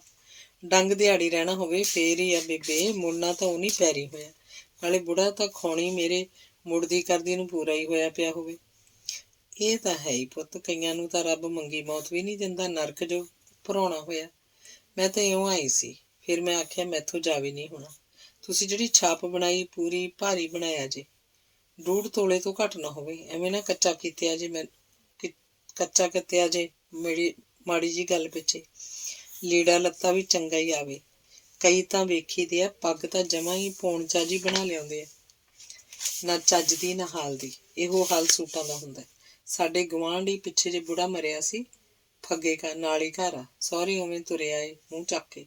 ਫੱਗੇ ਦੇ ਸਹੁਰਿਆਂ ਦੀ ਗੱਲ ਕਰਦੀ ਆ, ਤੇ ਉੱਧਰ ਸਾਡੇ ਦੂਜੇ ਪਾਸਿਓਂ ਆ, ਉਹਨਾਂ ਵੀ ਮਰਨਾ ਕੀਤਾ ਸੀ। ਉਹ ਤਾਂ ਘਰੋਂ ਠੀਕ ਠਾਕ ਹੀ ਸੀ, ਪਰ ਭਾਈ ਮੁੰਡੇ ਦੇ ਸਹੁਰਿਆਂ ਨੇ ਸਾਰੇ ਟੱਬਰ ਨੂੰ ਲੀੜੇ, ਕੁੜੀ ਦੀ ਸੱਸ ਨੂੰ ਜੰਜੀਰੀ, ਆਪਦੇ ਜਵਾਈ ਨੂੰ ਪੂਰੇ 2 ਤੋਲਿਆਂ ਦੀ ਛਾਪ। ਬਸ ਮੈਂ ਤਾਂ ਐਂ ਹੀ ਆਈ ਸੀ। ਕਿਹੜੀ ਛਾਪ ਦੀ ਗੱਲ ਕਰਦੀ ਆਂ ਕੁੜੀਏ? ਮੇਰੇ ਤਾਂ ਅਜੇ ਖਾਨੇ 'ਚ ਨਹੀਂ ਪਈ, ਗੁਰੇ ਨੇ ਆਖਿਆ। ਉਹ ਜਾਣ ਅਣਜਾਣ ਬਣ ਰਿਹਾ ਸੀ। ਉਹ ਸਾਡੇ ਬੁੜੇ ਮਰੇ ਤੋਂ 10ਵੀਂ ਤੇ ਜਿਹੜੀ ਛਾਪ ਪਾ ਕੇ ਜਾਊਂਗੇ, ਉਹਦੀ ਗੱਲ ਕਰਦੀ ਆਂ, ਹੋਰ ਕਿਹੜੀ ਦੀ ਕਰਨੀ ਸੀ? ਮੂਰਤੀ ਆਪਣੇ ਬਾਪੂ ਵਾਲਾ ਐਂ ਝਾਕੀ ਜਿਵੇਂ ਉਹਦੀ ਨਾ ਸਮਝੀ ਤੇ ਹੈਰਾਨ ਹੋਈ। ਸਹੁਰੀਏ, ਬੁੜਾ 75 ਸਿੰਘ ਅਜੇ ਜਿਉਂਦਾ ਹੈ। ਤੈਨੂੰ ਪਹਿਲਾਂ ਹੀ ਛਾਪਾਂ ਛੱਲਿਆਂ ਦੀ ਬਣ ਗਈ ਹੈ। ਕਮਾਲ ਦੀ ਗੱਲ ਆ। ਗੁਰੇ ਨੂੰ ਸਮਝ ਨਹੀਂ ਆ ਰਹੀ ਸੀ ਕਿ ਉਹ ਧੀ ਨੂੰ ਕੀ ਆਖ ਸਮਝਾਵੇ, ਪਰ ਗੁੱਸੇ ਨਾਲ ਆਖ ਹੀ ਗਿਆ, ਕੁੜੀਏ ਤੈਨੂੰ ਕਿੰਨਾ ਕੁ ਗੁੱਸਾ ਆਵੇ ਜੇ ਅੱਜ ਤੇਰੀ ਭਾਬੀ ਤੇਰੇ ਵਾਲਾ ਇਹੋ ਰਾਗ ਜਾ ਲਾਪੇ। ਲੈ ਬਾਪੂ, ਇਹ ਗੱਲ ਤਾਂ ਬਣੀ ਆਈ ਆ, ਮੂਰਤੀ ਨੂੰ ਆਖ ਜਿਵੇਂ ਗੁਰੇ ਨੂੰ ਪੁਆਟਣੀ ਦੇਤੀ। ਉਹਨੇ ਸੋਚਿਆ ਅਸੀਂ ਕਿੰਨੇ ਮੂਰਖ ਹਾਂ, ਖੁਸ਼ੀ 'ਚ ਵੀ ਲੁੱਟੀ ਦੇ ਹਾਂ, ਗਮੀ 'ਚ ਵੀ ਲੁੱਟੀ ਦੇ ਹਾਂ। ਦੋਹਾਂ ਦੰਦਿਆਂ ਵਾਲੀ ਯਾਰੀ ਨਾਲ ਦੋਹਾਂ ਪਾਸਿਆਂ ਤੋਂ ਅਸੀਂ ਛਾਂਗ ਰਹੇ ਹਾਂ ਆਪਣੇ ਆਪ ਨੂੰ। ਮੂਰਤੀ ਆਪਣੇ ਬਾਪੂ ਨੂੰ ਚੁੱਪ ਵੇਖ ਨਹੋਰੇ ਨਾਲ ਬੋਲੀ, ਮੈਨੂੰ ਤਾਂ ਪਹਿਲਾਂ ਹੀ ਪਤਾ ਸੀ ਬਾਪੂ। ਬਾਪੂ ਨੂੰ ਤਾਂ ਸੁਣ ਕੇ ਹੀ ਦੰਦਲ ਪੈ ਜਾਣੀ ਹੈ। ਬੇਬੇ ਤੂੰ ਹੀ ਸਮਝਾ ਨਾ ਇਹਨੂੰ। ਮੂਰਤੀ ਨੇ ਆਪਣੀ ਮਾਂ ਵੱਲ ਮੂੰਹ ਕੀਤਾ। ਬੇਬੇ ਦੇ ਬੋਲਣ ਤੋਂ ਪਹਿਲਾਂ ਹੀ ਵੱਡੀ ਨੂੰ ਬੋਲ ਪਈ, ਬੀਬੀ ਤੈਨੂੰ ਵੀ ਦੀਂਦਾ ਹੀ ਆ, ਪੜਦੇ ਹੀ ਹੁੰਦੇ ਆ ਘਰਾਂ ਦੇ। ਐਤਕੀ ਸਾਡੀਆਂ ਕੰਨਾਂ ਵਾਲੀਆਂ ਤੇ 2 ਕੜੇ ਸੁਨਿਆਰੇ ਦੇ ਗਹਿਣੇ ਰੱਖ ਰੇਹ ਲੈ ਕੇ ਆਂਦੀ ਸੀ ਕਣਕ 'ਚ ਪਾਉਣ ਨੂੰ। ਹੁਣ ਝੋਟੀ ਵੇਚ ਕੇ ਸੁਨਿਆਰੇ ਦੇ ਮੋੜ ਟੂਮਾਂ ਹੱਥ ਹੇਠ ਕੀਤੀਆਂ। ਨਹੀਂ ਉਹ ਵੀ ਜਾਣੀਆਂ ਸੀ ਜੇ ਸੱਚੀ ਪੁੱਛਦੀਆਂ ਤਾਂ। ਪਿਛਲੀ ਵਾਰੀ ਤਾਂ ਨਰਮਾ ਸੁੰਡੀ ਨੇ ਖਾ ਲਿਆ ਸੀ। ਹੱਥ ਧੋ ਕੇ ਨਿਕਲੇ ਸੀ ਖੇਤ 'ਚੋਂ, ਕਣਕ ਦੀ ਫਸਲ ਨੂੰ ਗੜੇ ਮਾਰ ਗਏ। ਤੈਨੂੰ ਪਤਾ ਅਸੀਂ ਆਪਦੇ ਘਰੇ ਕਿਵੇਂ ਵੇਲਾ ਪੂਰਾ ਕਰਦੇ ਹਾਂ। ਘਰ ਦੀ ਔਖਿਆਈ ਸਖਿਆਈ ਬਾਰੇ ਅਸੀਂ ਬਾਪੂ ਜੀ ਕੋਲ ਵੀ ਕਦੇ ਗੱਲ ਨਹੀਂ ਕੀਤੀ, ਨਾ ਇਹਨਾਂ ਦੀ ਪੈਨਸ਼ਨ 'ਚੋਂ ਦਵਾਨੀ ਲਈ ਆ ਕਦੇ। ਕੋਲ ਬੈਠੇ ਆ, ਕੋਈ ਚੁਗਲੀ ਨਹੀਂ, ਪੁੱਛ ਲੈ ਭਾਵੇਂ। ਵਹੁਟੀ ਨੇ ਆਪਣਾ ਗੁੱਬ ਗੁਬਾਟ ਕੱਢਿਆ। ਗੁਰੂ ਤੇ ਵੀ ਰੋਸਾ ਸੀ, ਜਿਹੜਾ ਆਪ ਤਾਂ ਪਊਆ ਸ਼ਰਾਬ ਦਾ ਪੀ ਕੇ 2 ਚਮਚੇ ਪੋਸਤ ਦੇ ਖਾ ਘਰਾੜੇ ਦੇ ਘਰਾੜੇ ਮਾਰਦਾ ਸੀ। ਉਹਨਾਂ ਦੀ ਜਾਨ ਵੰਝ ਤੇ ਟੰਗੀ ਹੋਈ ਸੀ। ਮੈਂ ਆਪਦੇ ਪਿਓ ਨਾਲ ਗੱਲ ਕਰਦੀ ਆਂ, ਭਾਬੀ ਤੂੰ ਨਾ ਵਿੱਚ ਟੰਗ ਫਸਾ। ਉਹ ਮੈਨੂੰ ਤਾਂ ਪਹਿਲਾਂ ਹੀ ਪਤਾ ਸੀ ਇੱਥੋਂ ਆਹ ਕੁਛ ਹੀ ਨਿਬੜਨਾ। ਉਹ ਮਾਪੇ ਹੋਰ ਹੀ ਹੁੰਦੇ ਆ ਜਿਹੜੇ ਧੀਆਂ ਦੇ ਮਰਨੇ ਮਰਦੇ ਆ। ਇੱਕ ਤੁਸੀਂ ਆ ਜਿਹੜੇ ਇੱਕ ਨਖੁੱਟੀ ਛਾਪ ਪਿੱਛੇ ਕਲੇਸ਼ ਪਾਈ ਬੈਠੇ ਆ। ਮੂਰਤੀ ਅੱਖਾਂ ਭਰ ਆਈ। ਮੂਰਤੀ ਦੀ ਮਾਂ ਚੁੱਪ ਹੀ ਸੀ। ਉਹ ਤੋਂ ਕਿਹੜਾ ਘਰ ਦੀ ਹਾਲਤ ਗੁੱਝੀ ਸੀ, ਪਰ ਫਿਰ ਵੀ ਜੇ ਉਹ ਧੀ ਦੇ ਹੱਕ 'ਚ ਬੋਲਦੀ ਸੀ, ਨੂੰਹ ਨਾਲ ਮੂੰਹ ਮੋਟਾ ਹੋ ਜਾਣਾ ਸੀ। ਉਹ ਦਾੜੀ ਵੱਟੀ ਬੈਠੀ ਸੀ, ਪਰ ਗੁਰੇ ਤੋਂ ਚੁੱਪ ਵੱਟੀ ਨਹੀਂ ਗਈ। ਚੁੱਪ ਵੱਟੀ ਤੋਂ ਸਰਨਾ ਵੀ ਨਹੀਂ ਸੀ, ਕੁਝ ਤਾਂ ਕਹਿਣਾ ਹੀ ਪੈਣਾ ਸੀ। ਵੇਖ ਮੂਰਤੀ ਪੁੱਤ, ਅਜੇ ਤੇਰਾ ਸਹੁਰਾ ਮਰਿਆ ਨਹੀਂ, ਉਹ ਜਿਉਂਦਾ ਹੈ, ਤਕੜਾ ਵੀ ਹੋ ਸਕਦਾ ਹੈ। ਪਹਿਲਾਂ ਹੀ ਇਸ ਗੱਲ ਨੂੰ ਲੈ ਕੇ ਘਰੇ ਰੱਫੜ ਪਾ ਲੈਣਾ ਕਿਹੜੀ ਅਕਲਮੰਦੀ ਹੈ? ਨਾਲੇ ਪਹਿਲਾਂ ਹੀ ਵਿਚਾਰੇ ਦੀ ਕਾਹਤੋਂ ਮੌਤ ਭਾਲਣੀ ਹੈ? ਗੁਰੇ ਨੇ ਹਾਲ ਦੀ ਘੜੀ ਇਸ ਗੱਲ ਨੂੰ ਟਾਲਣਾ ਚਾਹਿਆ। ਨਹੀਂ ਬਾਪੂ ਤੂੰ ਵੀ ਸਿਆਣਾ, ਛਾਪ ਬਿਨਾਂ ਸਰੂਈ ਕਿਵੇਂ? ਮੂਰਤੀ ਨੇ ਅੱਖਾਂ ਪੂੰਝੀਆਂ। ਦੇਖਦੀ ਏ ਅਸੀਂ ਖਾਲੀ ਨਹੀਂ ਆਉਂਦੇ। ਆਪਦੇ ਨੱਕ ਨਮੂਜ ਨੂੰ ਜੋ ਸਰਦਾ ਹਰੇਕ ਹੀ ਕਰਦਾ। ਮੂਰਤੀ ਦੀ ਮਾਂ ਨੇ ਵੀ ਹਾਜ਼ਰੀ ਲਵਾਈ। ਕੁੜੀ ਨੂੰ ਅੱਜ ਹੀ ਨਾਰਾਜ਼ ਮੋੜਨਾ ਉਹਨੂੰ ਅਕਲਮੰਦੀ ਨਹੀਂ ਲੱਗ ਰਹੀ ਸੀ। ਸਾਥੋਂ ਤਾਂ ਕੋਈ ਨਹੀਂ ਅੱਜ ਹੀ ਹਾਂ ਆਖ ਹੁੰਦੀ। ਵਾਧੂ ਫਲੂਲੀਆਂ ਗੱਲ ਆ ਕੋਈ? ਵੱਡੀ ਨੂੰ ਫਿਰ ਧਮਕ ਪਈ। ਗੁਰੇ ਨੂੰ ਉਹਨਾਂ ਤੇ ਵੀ ਗੁੱਸਾ ਆਇਆ, ਬਈ ਬੀਬਿਆ ਇਹ ਵੀ ਧੀ ਹੈ ਇਸ ਘਰ ਦੀ, ਬਰਾਬਰ ਦੀ ਹਿੱਸੇਦਾਰ ਆ ਇਹ ਵੀ। ਕੋਈ ਨਹੀਂ ਭਾਈ ਮੂਰਤੀਏ, ਜਿਹੋ ਜਿਹਾ ਵੇਲਾ ਆਇਆ ਜ਼ਰੂਰ ਵਿਚਾਰਾਂਗੇ, ਕਾਹਲੀ ਨਾ ਕਰ, ਸਾਰਾ ਕੁਝ ਹੋ ਜੂ। ਐਵੇਂ ਗਲੇਡੂ ਸੁੱਟੀ ਜਾਂਦੀ ਆ, ਸਹੁਰੀ ਨਾ ਹੋਵੇ ਤਾਂ। ਰੋਟੀ ਪਾਣੀ ਖਾ ਆਰਾਮ ਨਾਲ, ਆਖ ਗੁਰਾ ਫੇਰ ਬਾਹਰ ਨੂੰ ਤੁਰ ਗਿਆ। ਨੂੰ ਵੀ ਮੋਟਾ ਜਿਹਾ ਮੂੰਹ ਕਰ ਉੱਠ ਖਲੋਤੀ। ਥੋੜੇ ਚਿਰ ਬਾਅਦ ਹੀ ਟੈਂਪੂ ਦੀ ਫਿਟਫਿਟ ਸੁਣੀ ਤਾਂ ਮੂਰਤੀ ਨੇ ਵੀ ਝੋਲਾ ਚੱਕ ਲਿਆ। ਮਾਂ ਦੀ ਆਮਦਰ ਨੂੰ ਵਾਢ ਪਈ ਤੇ ਝੋਲਾ ਫੜ ਆਪਣੇ ਗੋਡੇ ਹੇਠ ਕਰਦੀ ਬੋਲੀ, ਨਾ ਮੇਰੀ ਧੀ, ਰੋਟੀ ਖਾਧੇ ਬਿਨਾਂ ਹੈ ਹੀ ਤੁਰ ਜਾਏਂਗੀ? ਕਿਸੇ ਨੂੰ ਕੀ ਕਹਿਣਾ? ਮੈਂ ਤੇ ਤੇਰਾ ਬਾਪੂ ਬੈਠੇ ਆ ਨਾ, ਸਾਰਾ ਕੁਝ ਹੋ ਜਾਊ। ਬਾਹਲੀ ਗੱਲ ਗਈ, ਮੈਂ ਆਪਦੇ ਕੰਨਾਂ ਦੀਆਂ ਪਨਾਹ ਛਾਪ ਕਰਾ ਦੂੰ। ਤੂੰ ਕਿਉਂ ਮੁੜਨਾ? ਸੁੱਖੀ ਸਾਂਦੀ ਭੁੱਖੀ ਧਿਆਈ ਦੀ। ਗੁਰੇ ਦੀ ਘਰ ਵਾਲੀ ਨੇ ਮੂਰਤੀ ਨੂੰ ਪੂਰੀ ਤਸੱਲੀ ਦਿੱਤੀ। ਰਸੋਈ 'ਚ ਮੂਰਤੀ ਦੀਆਂ ਭਰਜਾਈਆਂ ਘੁਸਰ ਘੁਸਰ ਦੀ ਕਰਦੀਆਂ ਰਹੀਆਂ। ਉਹ ਮਾਵਾਂ ਧੀਆਂ ਆਪਣਾ ਦੁੱਖ ਸੁੱਖ ਫਰੋਲਣ ਲੱਗ ਪਏ। ਅੰਗ 19ਵਾਂ। ਦਿਨ ਹਫ਼ਤਿਆਂ ਤੋਂ ਮਹੀਨਿਆਂ 'ਚ ਹੁੰਦੇ ਹੋਏ ਸਾਲਾਂ 'ਚ ਬਦਲ ਗਏ। ਬਿੰਦੋ ਦਾ ਰਾਜਾ ਹੁਣ ਭਰ ਜਵਾਨ ਸੀ ਤੇ 3 ਸਾਲਾਂ ਤੋਂ ਇਟਲੀ 'ਚ ਸੀ। ਗਿੱਟਨ ਜਿੱਥੇ ਸਰੀਰਕ ਤੌਰ ਤੇ ਭਾਰਾ ਹੁੰਦਾ ਗਿਆ ਸੀ, ਬਿੰਦੋ ਕਮਜ਼ੋਰ ਹੁੰਦੀ ਗਈ ਸੀ। ਜਦੋਂ ਦਾ ਰਾਜਾ ਬਾਹਰ ਸੀ, ਝੁਰੜੀਆਂ 'ਚ ਵਾਧਾ ਹੋਣਾ ਸ਼ੁਰੂ ਹੋ ਗਿਆ ਸੀ। ਰਾਜੇ ਦਾ ਪਹਿਲਾਂ ਤਾਂ ਮਹੀਨੇ 20 ਦਿਨੀ ਫੋਨ ਵੀ ਆਉਂਦਾ ਰਹਿੰਦਾ ਸੀ, ਜਾਂ ਇੱਕ ਅੱਧ ਚਿੱਠੀ ਚੀਰਾ, ਪਰ ਹੁਣ ਕਾਫੀ ਸਮੇਂ ਤੋਂ ਨਾ ਹੀ ਕੋਈ ਚਿੱਠੀ ਆਈ ਸੀ, ਨਾ ਹੀ ਫੋਨ। ਇੱਧਰੋਂ ਮਲਾਇਆ ਨੰਬਰ ਵੀ ਨਹੀਂ ਮਿਲਦਾ ਸੀ।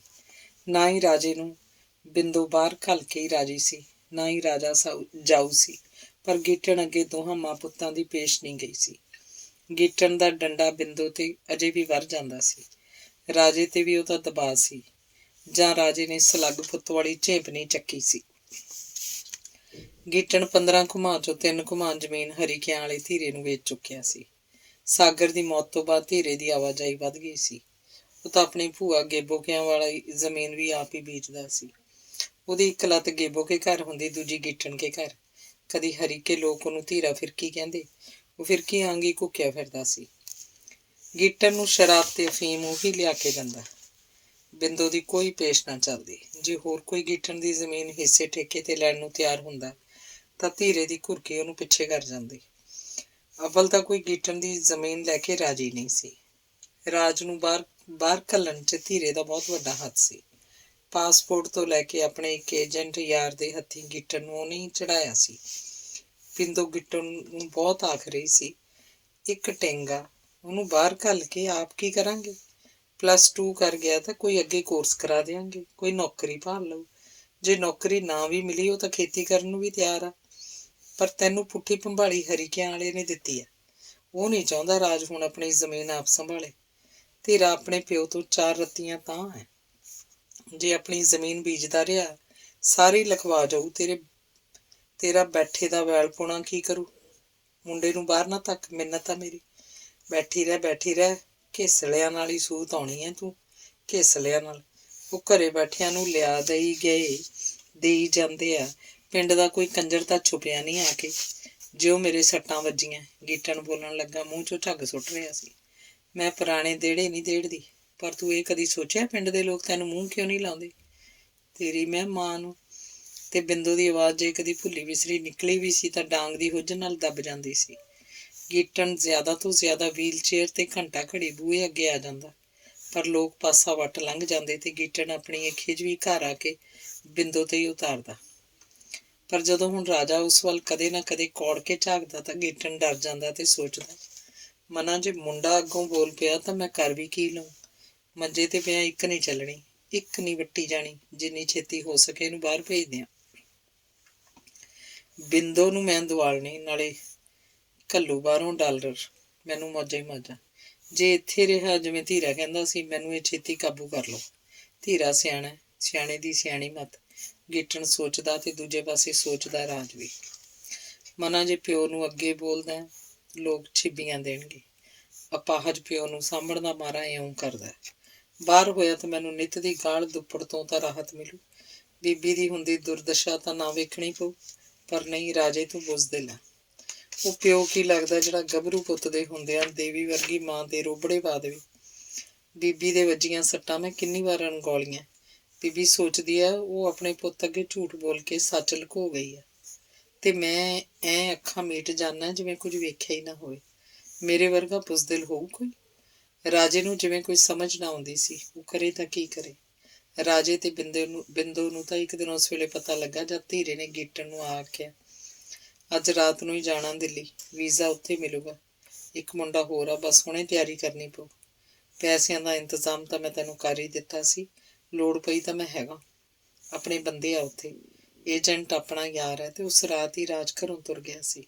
ਪੂਰੇ 3 ਸਾਲ ਹੋ ਗਏ ਸਨ। ਬਿੰਦੋ ਨੂੰ ਪਲ ਪਲ ਦੀ ਯਾਦ ਸੀ। ਬਿੰਦੋ ਹਰ ਰੋਜ਼ ਦੀ ਤਰ੍ਹਾਂ ਸਵੇਰੇ ਸੰਧਿਆ ਉੱਠ ਇਸ਼ਨਾਨ ਪਾਣੀ ਕਰ ਗੁਰਦੁਆਰੇ ਸਾਹਿਬ ਗਈ ਸੀ। ਉਹ ਅੱਗੇ ਪਹਿਲਾਂ ਗਿੱਟਣ ਨੂੰ ਚਾਹ ਦਾ ਗਲਾਸ ਫੜਾ ਜਾਂਦੀ ਸੀ, ਤੇ ਅੱਜ ਸੋਚਿਆ ਸੀ ਆ ਕੇ ਫੜਾ ਦਿਓ। ਗੁਰਦੁਆਰਾ ਸਾਹਿਬ 'ਚ ਝੱਟ ਵੱਧ ਲੱਗ ਗਿਆ ਸੀ। ਉਹ ਘਰੇ ਆਈ ਤਾਂ ਅੱਗੇ ਗਿੱਟਣ ਦੀ ਗਾਲ ਨਾਲ ਸਵਾਗਤ ਹੋਇਆ ਸੀ। ਤੈਨੂੰ ਕੁੱਤੀ ਦੀਏ, ਪਹਿਲਾਂ ਗੁਰਦੁਆਰੇ ਜਾਣ ਦੀ ਅੱਗ ਲੱਗ ਗਈ। ਪਹਿਲਾਂ ਚਾਹ ਦੀ ਘੁੱਟ ਤਾਂ ਫੜਾ ਜਾਂਦੀ ਹਰਾਂਬੜੇ। ਤੂੰ ਸੁੱਤਾ ਪਿਆ ਸੀ ਤਾਂ ਨਹੀਂ ਜਗਾਇਆ। ਸਵੇਰੇ ਸਵੇਰੇ ਕਿਉਂ ਲੱਗ ਗਿਆ? ਬਾਪੂ ਜੰਗੀਰ ਸਿੰਘ ਕੋਲ ਖੜ ਜਾਂਦੀ ਆ ਝੱਟ ਕਈ ਵਾਰ। ਹੁਣ ਤੂੰ ਇਸ਼ਕ ਲੜਾਉਣ ਤੇ ਹੋ ਗਈ ਹੈ ਮੈਨੂੰ ਲੱਗਦਾ। ਗੁਰਦੁਆਰੇ ਦੇ ਬਹਾਨੇ ਜੰਗੀਰ ਵਰਗੇ ਠੇਠਰਾਂ ਨਾਲ। ਅੱਗੇ ਤੈਨੂੰ ਗੁਰਦੁਆਰੇ ਨੇ ਕੀ ਤਾਰਤਾ? ਹਰਾਮਦੇ ਨੇ ਦਵਾਨੀ ਨਹੀਂ ਵਿਖਾਈ ਜਿਉਂ ਗਿਆ। ਜੰਗੀਰ ਕੋਲ ਖੜੀ ਸੀ, ਗਿੱਠਣ ਦੇ ਮੂੰਹ ਚੋਂ ਝੱਗ ਡਿੱਗ ਰਹੀ ਸੀ। ਮੈਨੂੰ ਗੁਰਦੁਆਰੇ ਨੇ ਨਹੀਂ ਦਿੱਤਾ, ਤੇਰੀ ਰੀਝ ਤਾਂ ਪੂਰੀ ਹੋ ਗਈ ਉਹਨੂੰ ਬਾਹਰ ਘੱਲ ਕੇ, ਬਿੰਦੋ ਨੇ ਆਖਿਆ ਇੱਕ ਲੰਮਾ ਹੌਕਾ ਲੈਂਦਿਆਂ। ਮੇਰੀ ਰੀਝ ਤਾਂ ਸੀ ਕੁੱਤੀਏ ਕੋਈ ਛਿੱਲੜ ਘੱਲਿਆ ਕਰੂ, 5 ਰੁਪਈਆਂ ਦੀ ਲਾ ਕੇ ਉਹ ਤੇ ਜੂਆ ਖੇਡਿਆ ਸੀ। ਸ਼ਰਮ ਤਾਂ ਨਹੀਂ ਆਈ ਇਹ ਗੱਲਾਂ ਕਹਿੰਦੇ ਆ? ਪਰ ਸੱਚੀ ਗੱਲ ਤਾਂ ਮੂੰਹੋਂ ਨਿਕਲ ਹੀ ਜਾਂਦੀ ਹੈ। ਪਹਿਲਾਂ ਗੈਬੋ ਨਾਲ ਅੱਟੀ ਸੱਟੀ ਕਰਕੇ ਜੂਆ ਖੇਡਿਆ ਮੇਰੇ ਤੇ। ਪਤਾ ਨਹੀਂ ਤੂੰ ਕਿੱਥੇ ਕਿੱਥੇ ਜੂਆ ਖੇਡਿਆ ਤੇ ਇਸ ਖੇਡ 'ਚ ਕਿੰਨੀਆਂ ਕੁੱਖਾਂ ਉਜਾੜੀਆਂ ਖਰਾਬ ਹਾਲਤਾਂ 'ਚ। ਤੇਰੇ ਭਾਣੇ ਉਹ ਵੀ ਜੂਆ ਸੀ, ਰਹਿੰਦਾ ਖੂੰਦਾ ਮੁੰਡੇ ਤੇ ਵੀ ਜੂਆ ਖੇਡ ਗਿਆ। ਬਿੰਦੋ ਤਪਲੇ 'ਚ ਚਾਹ ਦਾ ਗਲਾਸ ਭਰ ਲਿਆਈ। ਤੂੰ ਭੋਗ ਨਾ, ਚਾਹ ਫੜਾ ਮੈਨੂੰ। ਸੱਚੀ ਦੱਸਾਂ? ਆਖ ਬਿੰਦੋ ਨੇ ਜਿਵੇਂ ਆਪਣੇ ਆਪ ਨੂੰ ਬਦਲੀ ਬਦਲੀ ਮਹਿਸੂਸ ਕੀਤਾ। ਗੁਰਦੁਆਰੇ ਸਾਹਿਬ 'ਚ ਗ੍ਰੰਥੀ ਸਿੰਘ ਵੱਲੋਂ ਬੋਲੇ ਅਲਫਾਜ਼ ਕਿ ਜ਼ੁਲਮ ਸਹਿਣਾ ਜ਼ੁਲਮ ਕਰਨ ਨਾਲੋਂ ਵੀ ਪਾਪ ਹੈ, ਸਿਰ 'ਚ ਗੂੰਜਣ ਲੱਗ ਪਏ। ਐਂ ਲੱਗਾ ਜਿਵੇਂ ਉਹ ਇਹ ਜ਼ੁਲਮ ਬਹੁਤ ਸਮੇਂ ਤੋਂ ਕਰ ਰਹੀ ਹੋਵੇ। ਉਹ ਚਾਹ ਦਾ ਗਲਾਸ ਫੜੀ ਬੂਹੇ 'ਚ ਉਵੇਂ ਹੀ ਖੜੀ ਸੀ, ਅੱਗੇ ਨਾ ਪਿੱਛੇ। ਚਾਹ ਤਾਂ ਫੜਾ ਦੇ, ਫਿਰ ਦੱਸਦੀ ਫਿਰੀ ਕੀ ਦੱਸਣਾ। ਗੀਟਣ ਉਸ ਵੱਲ ਬਲ ਰਹੀਆਂ ਅੱਖਾਂ ਨਾਲ ਝਾਕਿਆ। ਬਿੰਦੇ ਨੇ ਅੱਗੇ ਵੱਧ ਉਹਦੇ ਸਿਰਹਾਣੇ ਪਈ ਡਾਂਗ ਚੱਕ ਪਰੇ ਰੱਖਦੀ ਤੇ ਕਿਸੇ ਸ਼ੇਰਨੀ ਵਾਂਗ ਦਹਾੜੀ। ਇਹੋ ਤਾਂ ਦੱਸਣਾ ਕਿ ਜੇ ਚਾਹ ਨਾ ਫੜਾਈ ਤਾਂ ਕੀ ਕਰ ਲਏਂਗਾ? ਉੱਠ ਕੇ ਤੁਰਨ ਜੋਗਾ ਹੈ? ਤੇਰੀ ਤਾਂ ਪਿੱਠ ਵੀ ਮੈਨੂੰ ਧੋਣੀ ਪੈਂਦੀ ਆ। ਤੇਰੀ ਹਰ ਵੇਲੇ ਪੂਛ ਚੱਕੀ ਹੁੰਦੀ ਹੈ। ਜਿਉਂ ਮੈਂ ਇਸ ਘਰ 'ਚ ਆਈ ਹਾਂ ਮੈਂ ਕੰਜਰਾ ਤੈਨੂੰ ਬਹੁਤ ਵੱਡੇ ਜੇਰੇ ਨਾਲ ਬਰਦਾਸ਼ਤ ਕਰਦੀ ਆਈ ਹਾਂ। ਬਸ ਹੁਣ ਮੇਰੇ ਸਬਰ ਦਾ ਬੰਨ੍ਹ ਟੁੱਟ ਗਿਆ।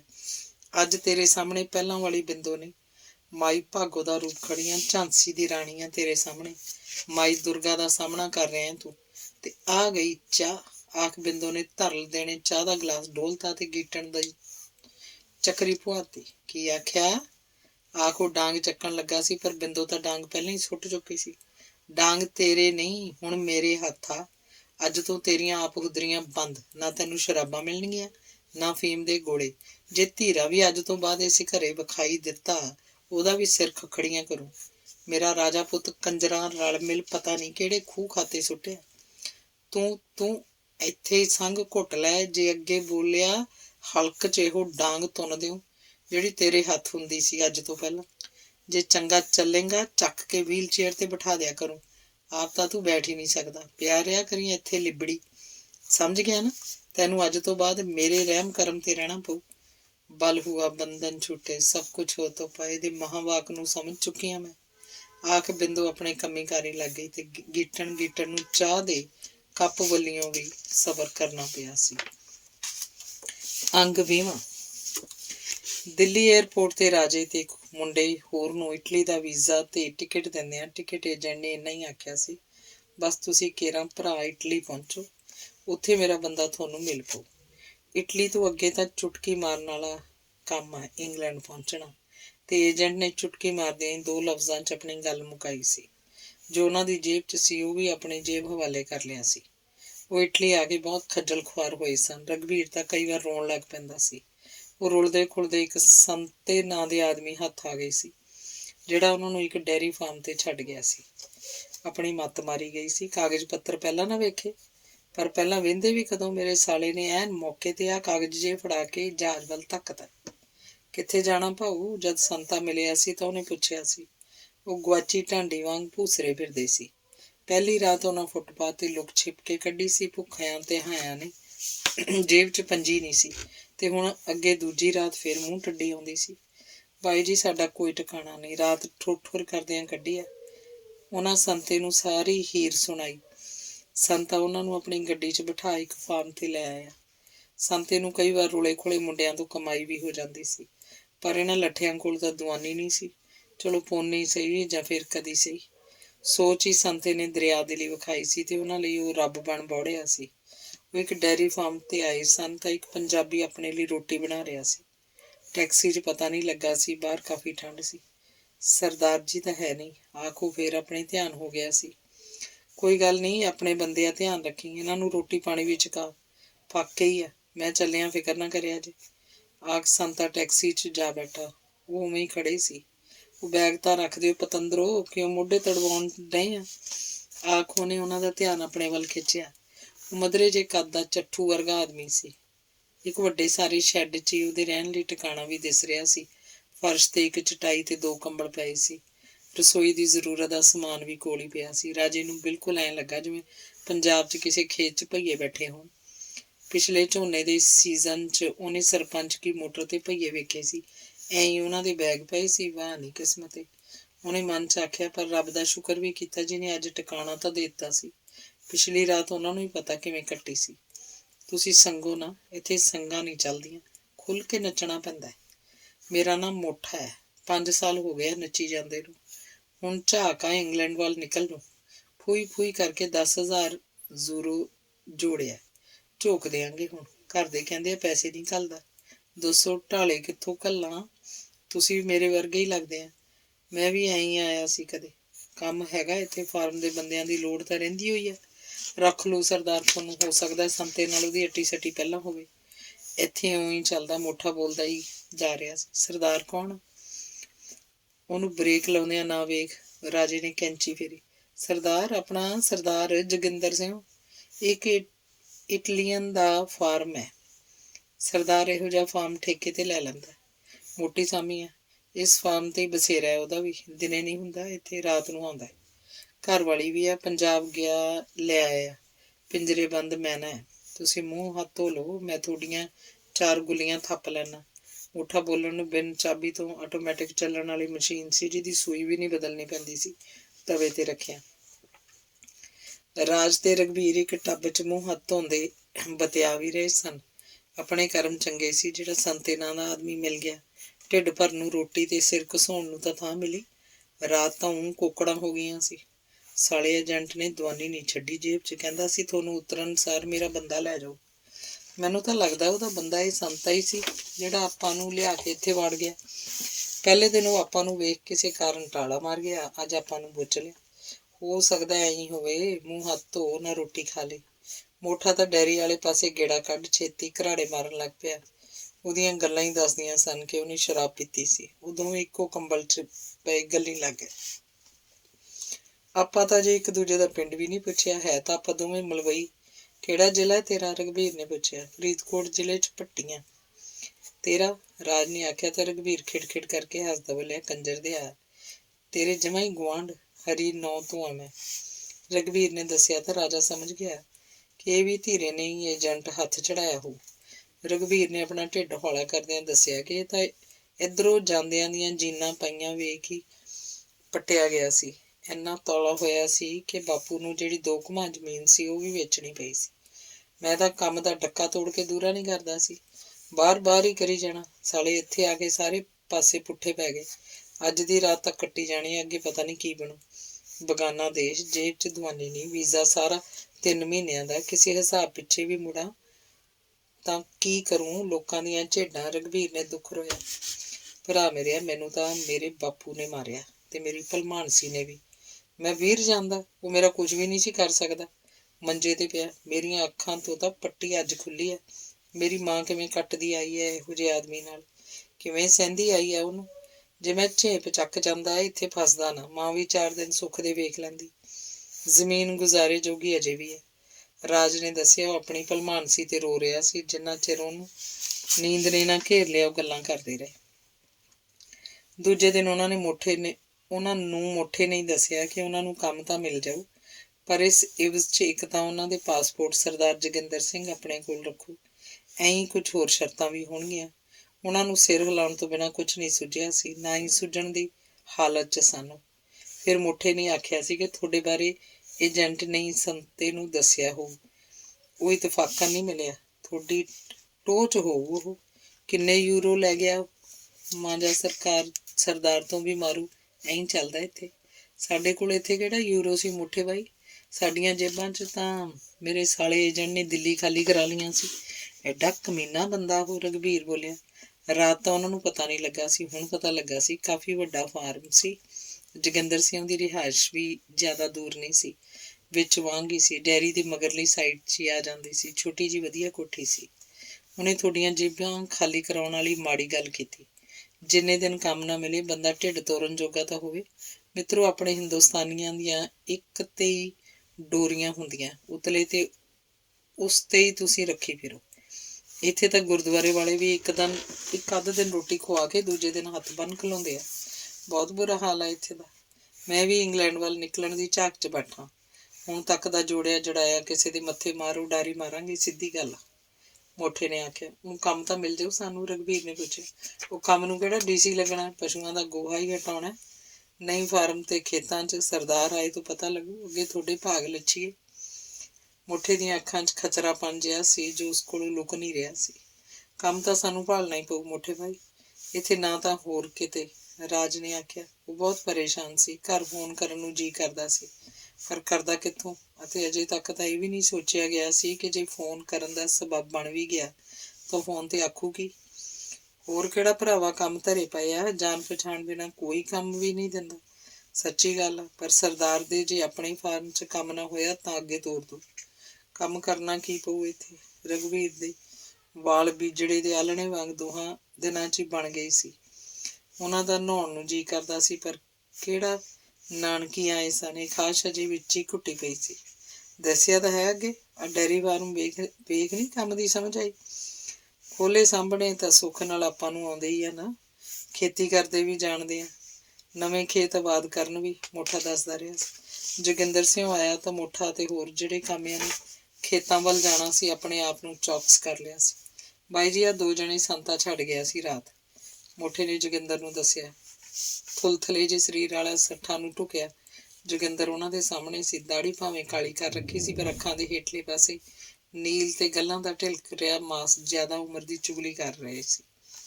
ਕੰਮ ਤੇ ਅਸਾਂ ਕੋਲ ਨਹੀਂ ਆ, ਪਰ ਪੰਜਾਬੀ ਭਾਊ ਆ, ਤੂੰ ਸਾਨੂੰ ਕੰਮ ਤੇ ਭਾਲ ਕੇ ਦੇਣਾ ਹੀ ਪਊ। ਪਰ ਇੱਕ ਗੱਲ ਦੱਸੋ ਭਲਵਾਨੋ, ਤੁਸੀਂ ਇੱਧਰ ਮੂੰਹ ਕੀ ਸੋਚ ਉਠਾਈ ਤੁਰੇ ਆਉਣੇ? ਜੋਗਿੰਦਰ ਨੇ ਆਪਣੀਆਂ ਬਿੱਲੀਆਂ ਅੱਖਾਂ ਦੇ ਡੇਲੇ ਘੁਮਾਏ, ਬੁੱਲਾਂ ਨੂੰ ਸੂਰ ਦੀ ਬੂਥਣੀ ਆਂਗ ਕੀਤਾ ਤੇ ਸੀਟੀ ਜੀ ਮਾਰੀ। ਬਸ ਜੀ, ਦੋਹਾਂ ਦੇ ਇਕੱਠਿਆਂ ਹੀ ਮੂੰਹ ਚੋਂ ਨਿਕਲਿਆ। ਹੋਰ ਕੋਈ ਉੱਤਰ ਵੀ ਨਹੀਂ ਸੀ ਉਹਨਾਂ ਕੋਲ। ਖੇਤਾਂ 'ਚ ਕੰਮ ਕਰਨ ਵਾਲੇ ਜਾ ਚੁੱਕੇ ਸਨ। ਉਹਨਾਂ ਨੂੰ ਇੱਕ ਵੈਨ ਛੱਡ ਮੁੜ ਗਈ ਸੀ। ਇੱਕ ਡੈਰੀ 'ਚ ਕੰਮ ਕਰਨ ਵਾਲਾ ਵੀ ਵੈਨ 'ਚੋਂ ਹੀ ਉਤਰਿਆ ਸੀ। ਫਿਰ ਮੋਠਾ ਵੀ ਕਿਤੇ ਉੱਧਰ ਹੀ ਲੋਪ ਹੋ ਗਿਆ। ਜੋਗਿੰਦਰ ਉਹਨਾਂ ਨੂੰ ਇੱਕ ਕੈਬਨ ਨੁਮਾਨ ਦਫ਼ਤਰ 'ਚ ਲੈ ਆਇਆ ਤੇ ਉਹ ਆਪਣੇ ਮੋਬਾਈਲ ਫੋਨ ਤੇ ਕਿੰਨਾ ਚਿਰ ਘੁਰ ਜੀ ਕਰਦਾ ਰਿਹਾ, ਜਿਹਦੀ ਉਹਨਾਂ ਨੂੰ ਕੋਈ ਸਮਝ ਨਾ ਆਈ। ਕਾਕਾ, ਕੰਮ ਤਾਂ ਸਮਝੋ ਤੂੰ ਸਾਨੂੰ ਮਿਲ ਗਿਆ। ਇੱਕ ਤਾਂ ਭਾਊ ਤੂੰ ਸਾਨੂੰ ਆਪਣੇ ਪਾਸਪੋਰਟ ਮੈਨੂੰ ਫੜਾਉਣੇ ਪੈਣਗੇ, ਤੇ ਇੱਕ ਰਹਿਣਾ ਪਏਗਾ ਤੂੰ ਸਾਨੂੰ ਮੇਰੇ ਕੋਲ। ਕਿਰਾਇਆ ਲੱਗੂ ਰਹਿਣ ਦਾ ਭਾਊ, ਤੁਸੀਂ ਸ਼ਹਿਰ 'ਚ ਰਹੋਗੇ, ਕਿਰਾਇਆ ਬਹੁਤ ਆ ਤੇ ਹੈ ਵੀ ਮੁੜ ਇੱਥੋਂ 20 ਕਿਲੋਮੀਟਰ। ਸਾਈਕਲ ਤੇ ਆਉਣ ਵਾਲਿਆਂ ਦੀਆਂ ਮੁੜ ਲੱਤਾਂ ਆਪਣੇ ਕੀ ਕਹਿੰਦੇ ਹੁੰਦੇ ਆ, ਪੂਲਾ ਨਥਾਣਾ ਕਰਨ ਲੱਗ ਪੈਂਦੀਆਂ। ਤਨਖਾਹ ਆਪਾਂ ਤੈਅ ਕਰ ਲੈਂਦੇ ਹਾਂ, ਜੋਗਿੰਦਰ ਨੇ ਆਖਿਆ ਤੇ ਫਿਰ ਉਹ ਚਾਲੂ ਹੋ ਗਿਆ। ਮੁੜ ਕੰਮਕਾਰਾਂ ਦਾ ਇੱਧਰ ਵੀ ਬਹੁਤ ਬੁਰਾ ਹਾਲ ਆ ਭਾਊ। ਵੱਗਾਂ ਦੇ ਵੱਗ ਪੰਜਾਬ 'ਚੋਂ ਇੱਧਰ ਮੂੰਹ ਚੱਕੀ ਆਉਂਦੇ ਨੇ, ਜਿਵੇਂ ਦਰਖਤਾਂ ਨਾਲੋਂ ਹਲੂਣਾ ਮਾਰ ਨੋਟ ਝਾੜ ਲੈਣੇ ਹੋਣ। ਮੁੜ ਪਤਾ ਤਾਂ ਇੱਥੇ ਆ ਕੇ ਲੱਗਦਾ ਹੈ ਜਦ ਟਕੇ ਦੇ 2 ਵਿਕਦੇ ਆ। ਪਰ ਇਹ ਝੂਠ ਵੀ ਨਹੀਂ, ਜੇ ਇੰਗਲੈਂਡ ਇੱਥੋਂ ਗਾੜੀ ਨੇੜੇ ਜੇ, ਜਿਹੜਾ ਉੱਧਰ ਨਿਕਲ ਗਿਆ ਭਾਊ ਉਹ ਬਣ ਗਿਆ। ਪਰ ਆਪਣਾ ਕੋਈ ਮੁੜ ਸਾਂਭਣ ਵਾਲਾ ਹੋਵੇ, ਫਿਰ ਹਲੂਣੇ ਮਾਰ ਹੀ ਡਾਲਰ ਝਾੜਦੇ, ਜਿਵੇਂ ਮਲਿਆਂ ਨਾਲੋਂ ਬੇਰ ਝਾੜੀਦੇ ਨੇ। ਭਾਵੇਂ ਭਾਊ ਸਾਰੀਆਂ ਹੱਡੀਆਂ ਦੀ ਕੜਕ ਦੂਰ ਕਿਉਂ ਨਾ ਸੁਣੇ। ਮੁੜ ਹੁਣ ਉੱਥੇ ਵੀ ਨਹੀਂ ਕੋਈ ਪੁੱਛਦਾ। ਤੁਸਾਂ ਦੇ ਭਾਗ ਚੰਗੇ ਸੀ ਜਿਹੜੇ ਮੁੜ ਸੰਤੂ ਮਿਲ ਗਿਆ। ਭਾਊ ਦਿਲ ਲਾ ਕੇ ਕੰਮ ਕਰੋਗੇ, ਪਰਵਾਹ ਇੱਥੇ ਵੀ ਨਹੀਂ ਜੇ ਰਹਿਣੀ। ਉੜਦੀਆਂ ਮਗਰ ਜੇ ਲੱਗ ਗਏ, ਮੁੜ ਜਿਹੜੇ 4 ਛਿੱਲੜ ਤੁਸਾਂ ਕੋਲ ਹੁੰਦੇ ਹੋਏ ਉਹ ਵੀ ਨਾ ਘੁਆ ਲਿਆ ਜੇ। ਏਜੰਟ ਕੌਣ ਸੀ ਤੁਸਾਂ ਦਾ? ਜੋਗਿੰਦਰ ਬੋਲਿਆ। ਉਹਦਾ ਪਤਾ ਨਹੀਂ ਸੀ ਲੱਗ ਰਿਹਾ ਸੀ ਕਿ ਮਲਵਈ ਆ ਜਾਂ ਭਾਊ। ਉਹਨਾਂ ਨੂੰ ਦੋਗਲਾ ਜਿਹਾ ਹੀ ਲੱਗਿਆ। ਜੀ ਡੀਪੀ ਕਹਿੰਦੇ ਸੀ, ਰਾਜ ਨੇ ਦੱਸਿਆ। ਡੀਪੀ ਤਾਂ ਬਹੁਤ ਹਰਾਮੀ ਆ, ਜਾਣਦਾ ਮੈਂ ਉਹਨੂੰ। ਫਿਰ ਤਾਂ ਸੁੱਖ ਨਾਲ ਝਾੜਾ ਵੀ ਭਾਊ ਉਹਨੇ ਚੰਗਾ ਝਾੜਿਆ ਹੋਊ। ਮੁੜੋ ਤੇ ਜਾਂਦੇ ਚੋਰ ਦੀ ਲੰਗੋਟੀ ਖਿੱਚਣ ਤੱਕ ਜਾਂਦਾ ਹੀ। ਤੁਸਾਂ ਦੀਆਂ ਜੇਬਾਂ 'ਚ ਮੁੜੋ ਨੇ ਕੀ ਛੱਡਿਆ ਹੋਊ। ਬੜਾ ਚਾਲੂ ਬੰਦਾ, ਜੋਗਿੰਦਰ ਸਿੰਘ ਨੇ ਆਖਿਆ ਤੇ ਉਹਨਾਂ ਦੀ ਪਾਸਪੋਰਟ ਫੜ ਆਪਣੀ ਜੇਬ ਹਵਾਲੇ ਕਰ ਲਏ। ਉਹਨਾਂ ਵਾਸਤੇ ਰਾਸ਼ਨ ਭੇਜ ਦੇਣ ਦੀ ਜ਼ਿੰਮੇਵਾਰੀ ਓਟ ਲਈ ਤੇ ਕੁਝ ਚਿਰ ਬਾਅਦ ਹੀ ਉਹ ਖੁਰਲਾਂ 'ਚ ਹੱਥ ਮਾਰਨ ਲੱਗ ਪਏ। ਰਘਬੀਰ ਨੂੰ ਤਾਂ ਆਪਣੇ ਸਾਰੇ ਸੁਪਨੇ ਖੇਰੂ ਹੁੰਦੇ ਦਿਸੇ। ਰਾਜ ਨੂੰ ਆਪਣੇ ਬਾਪੂ ਤੇ ਖਿਝ ਆਉਂਦੀ। ਉਹ ਸੋਚਦਾ ਕੀ ਲੈਣਾ ਸੀ ਉਹਨੇ ਸਰਵਣ ਪੁੱਤ ਬਣ ਕੇ। ਉਹ ਵੀਰ ਜਾਂਦਾ ਤਾਂ ਕਿਹੜੀ ਪਰਲੋ ਆ ਜਾਂਦੀ। ਜਦੋਂ ਉਹਦੀ ਮਾਂ ਤਾਂ ਉਹਦੇ ਪੱਖ 'ਚ ਸੀ, ਪਰ ਮਾਂ ਨਾਲ ਇਹ ਤਾਂ ਹੁੰਦੀ ਕੁੱਤੇ ਖਾਣੀ ਨਹੀਂ ਵੇਖੀ ਜਾਂਦੀ ਸੀ। ਮਨਾ ਹੁਣ ਕੀ ਹੋ ਸਕਦਾ? ਮੈਨੂੰ ਤਾਂ ਅਜੇ ਇੱਥੋਂ ਦੇ ਕਾਇਦੇ ਕਾਨੂੰਨ ਦਾ ਵੀ ਪਤਾ ਨਹੀਂ। ਉਹ ਆਪਣੇ 'ਚ ਉਲਝਿਆ ਰਹਿੰਦਾ ਤੇ ਰਘਬੀਰ ਆਪਣੇ 'ਚ। ਦੋਹਾਂ ਦੀਆਂ ਸੋਚਾਂ ਇੱਕ ਬਿੰਦੂ ਤੇ ਟਕਰਾਉਂਦੀਆਂ ਐਂ ਦਿਨ ਟੁੱਟਣ ਲੱਗ ਪਏ।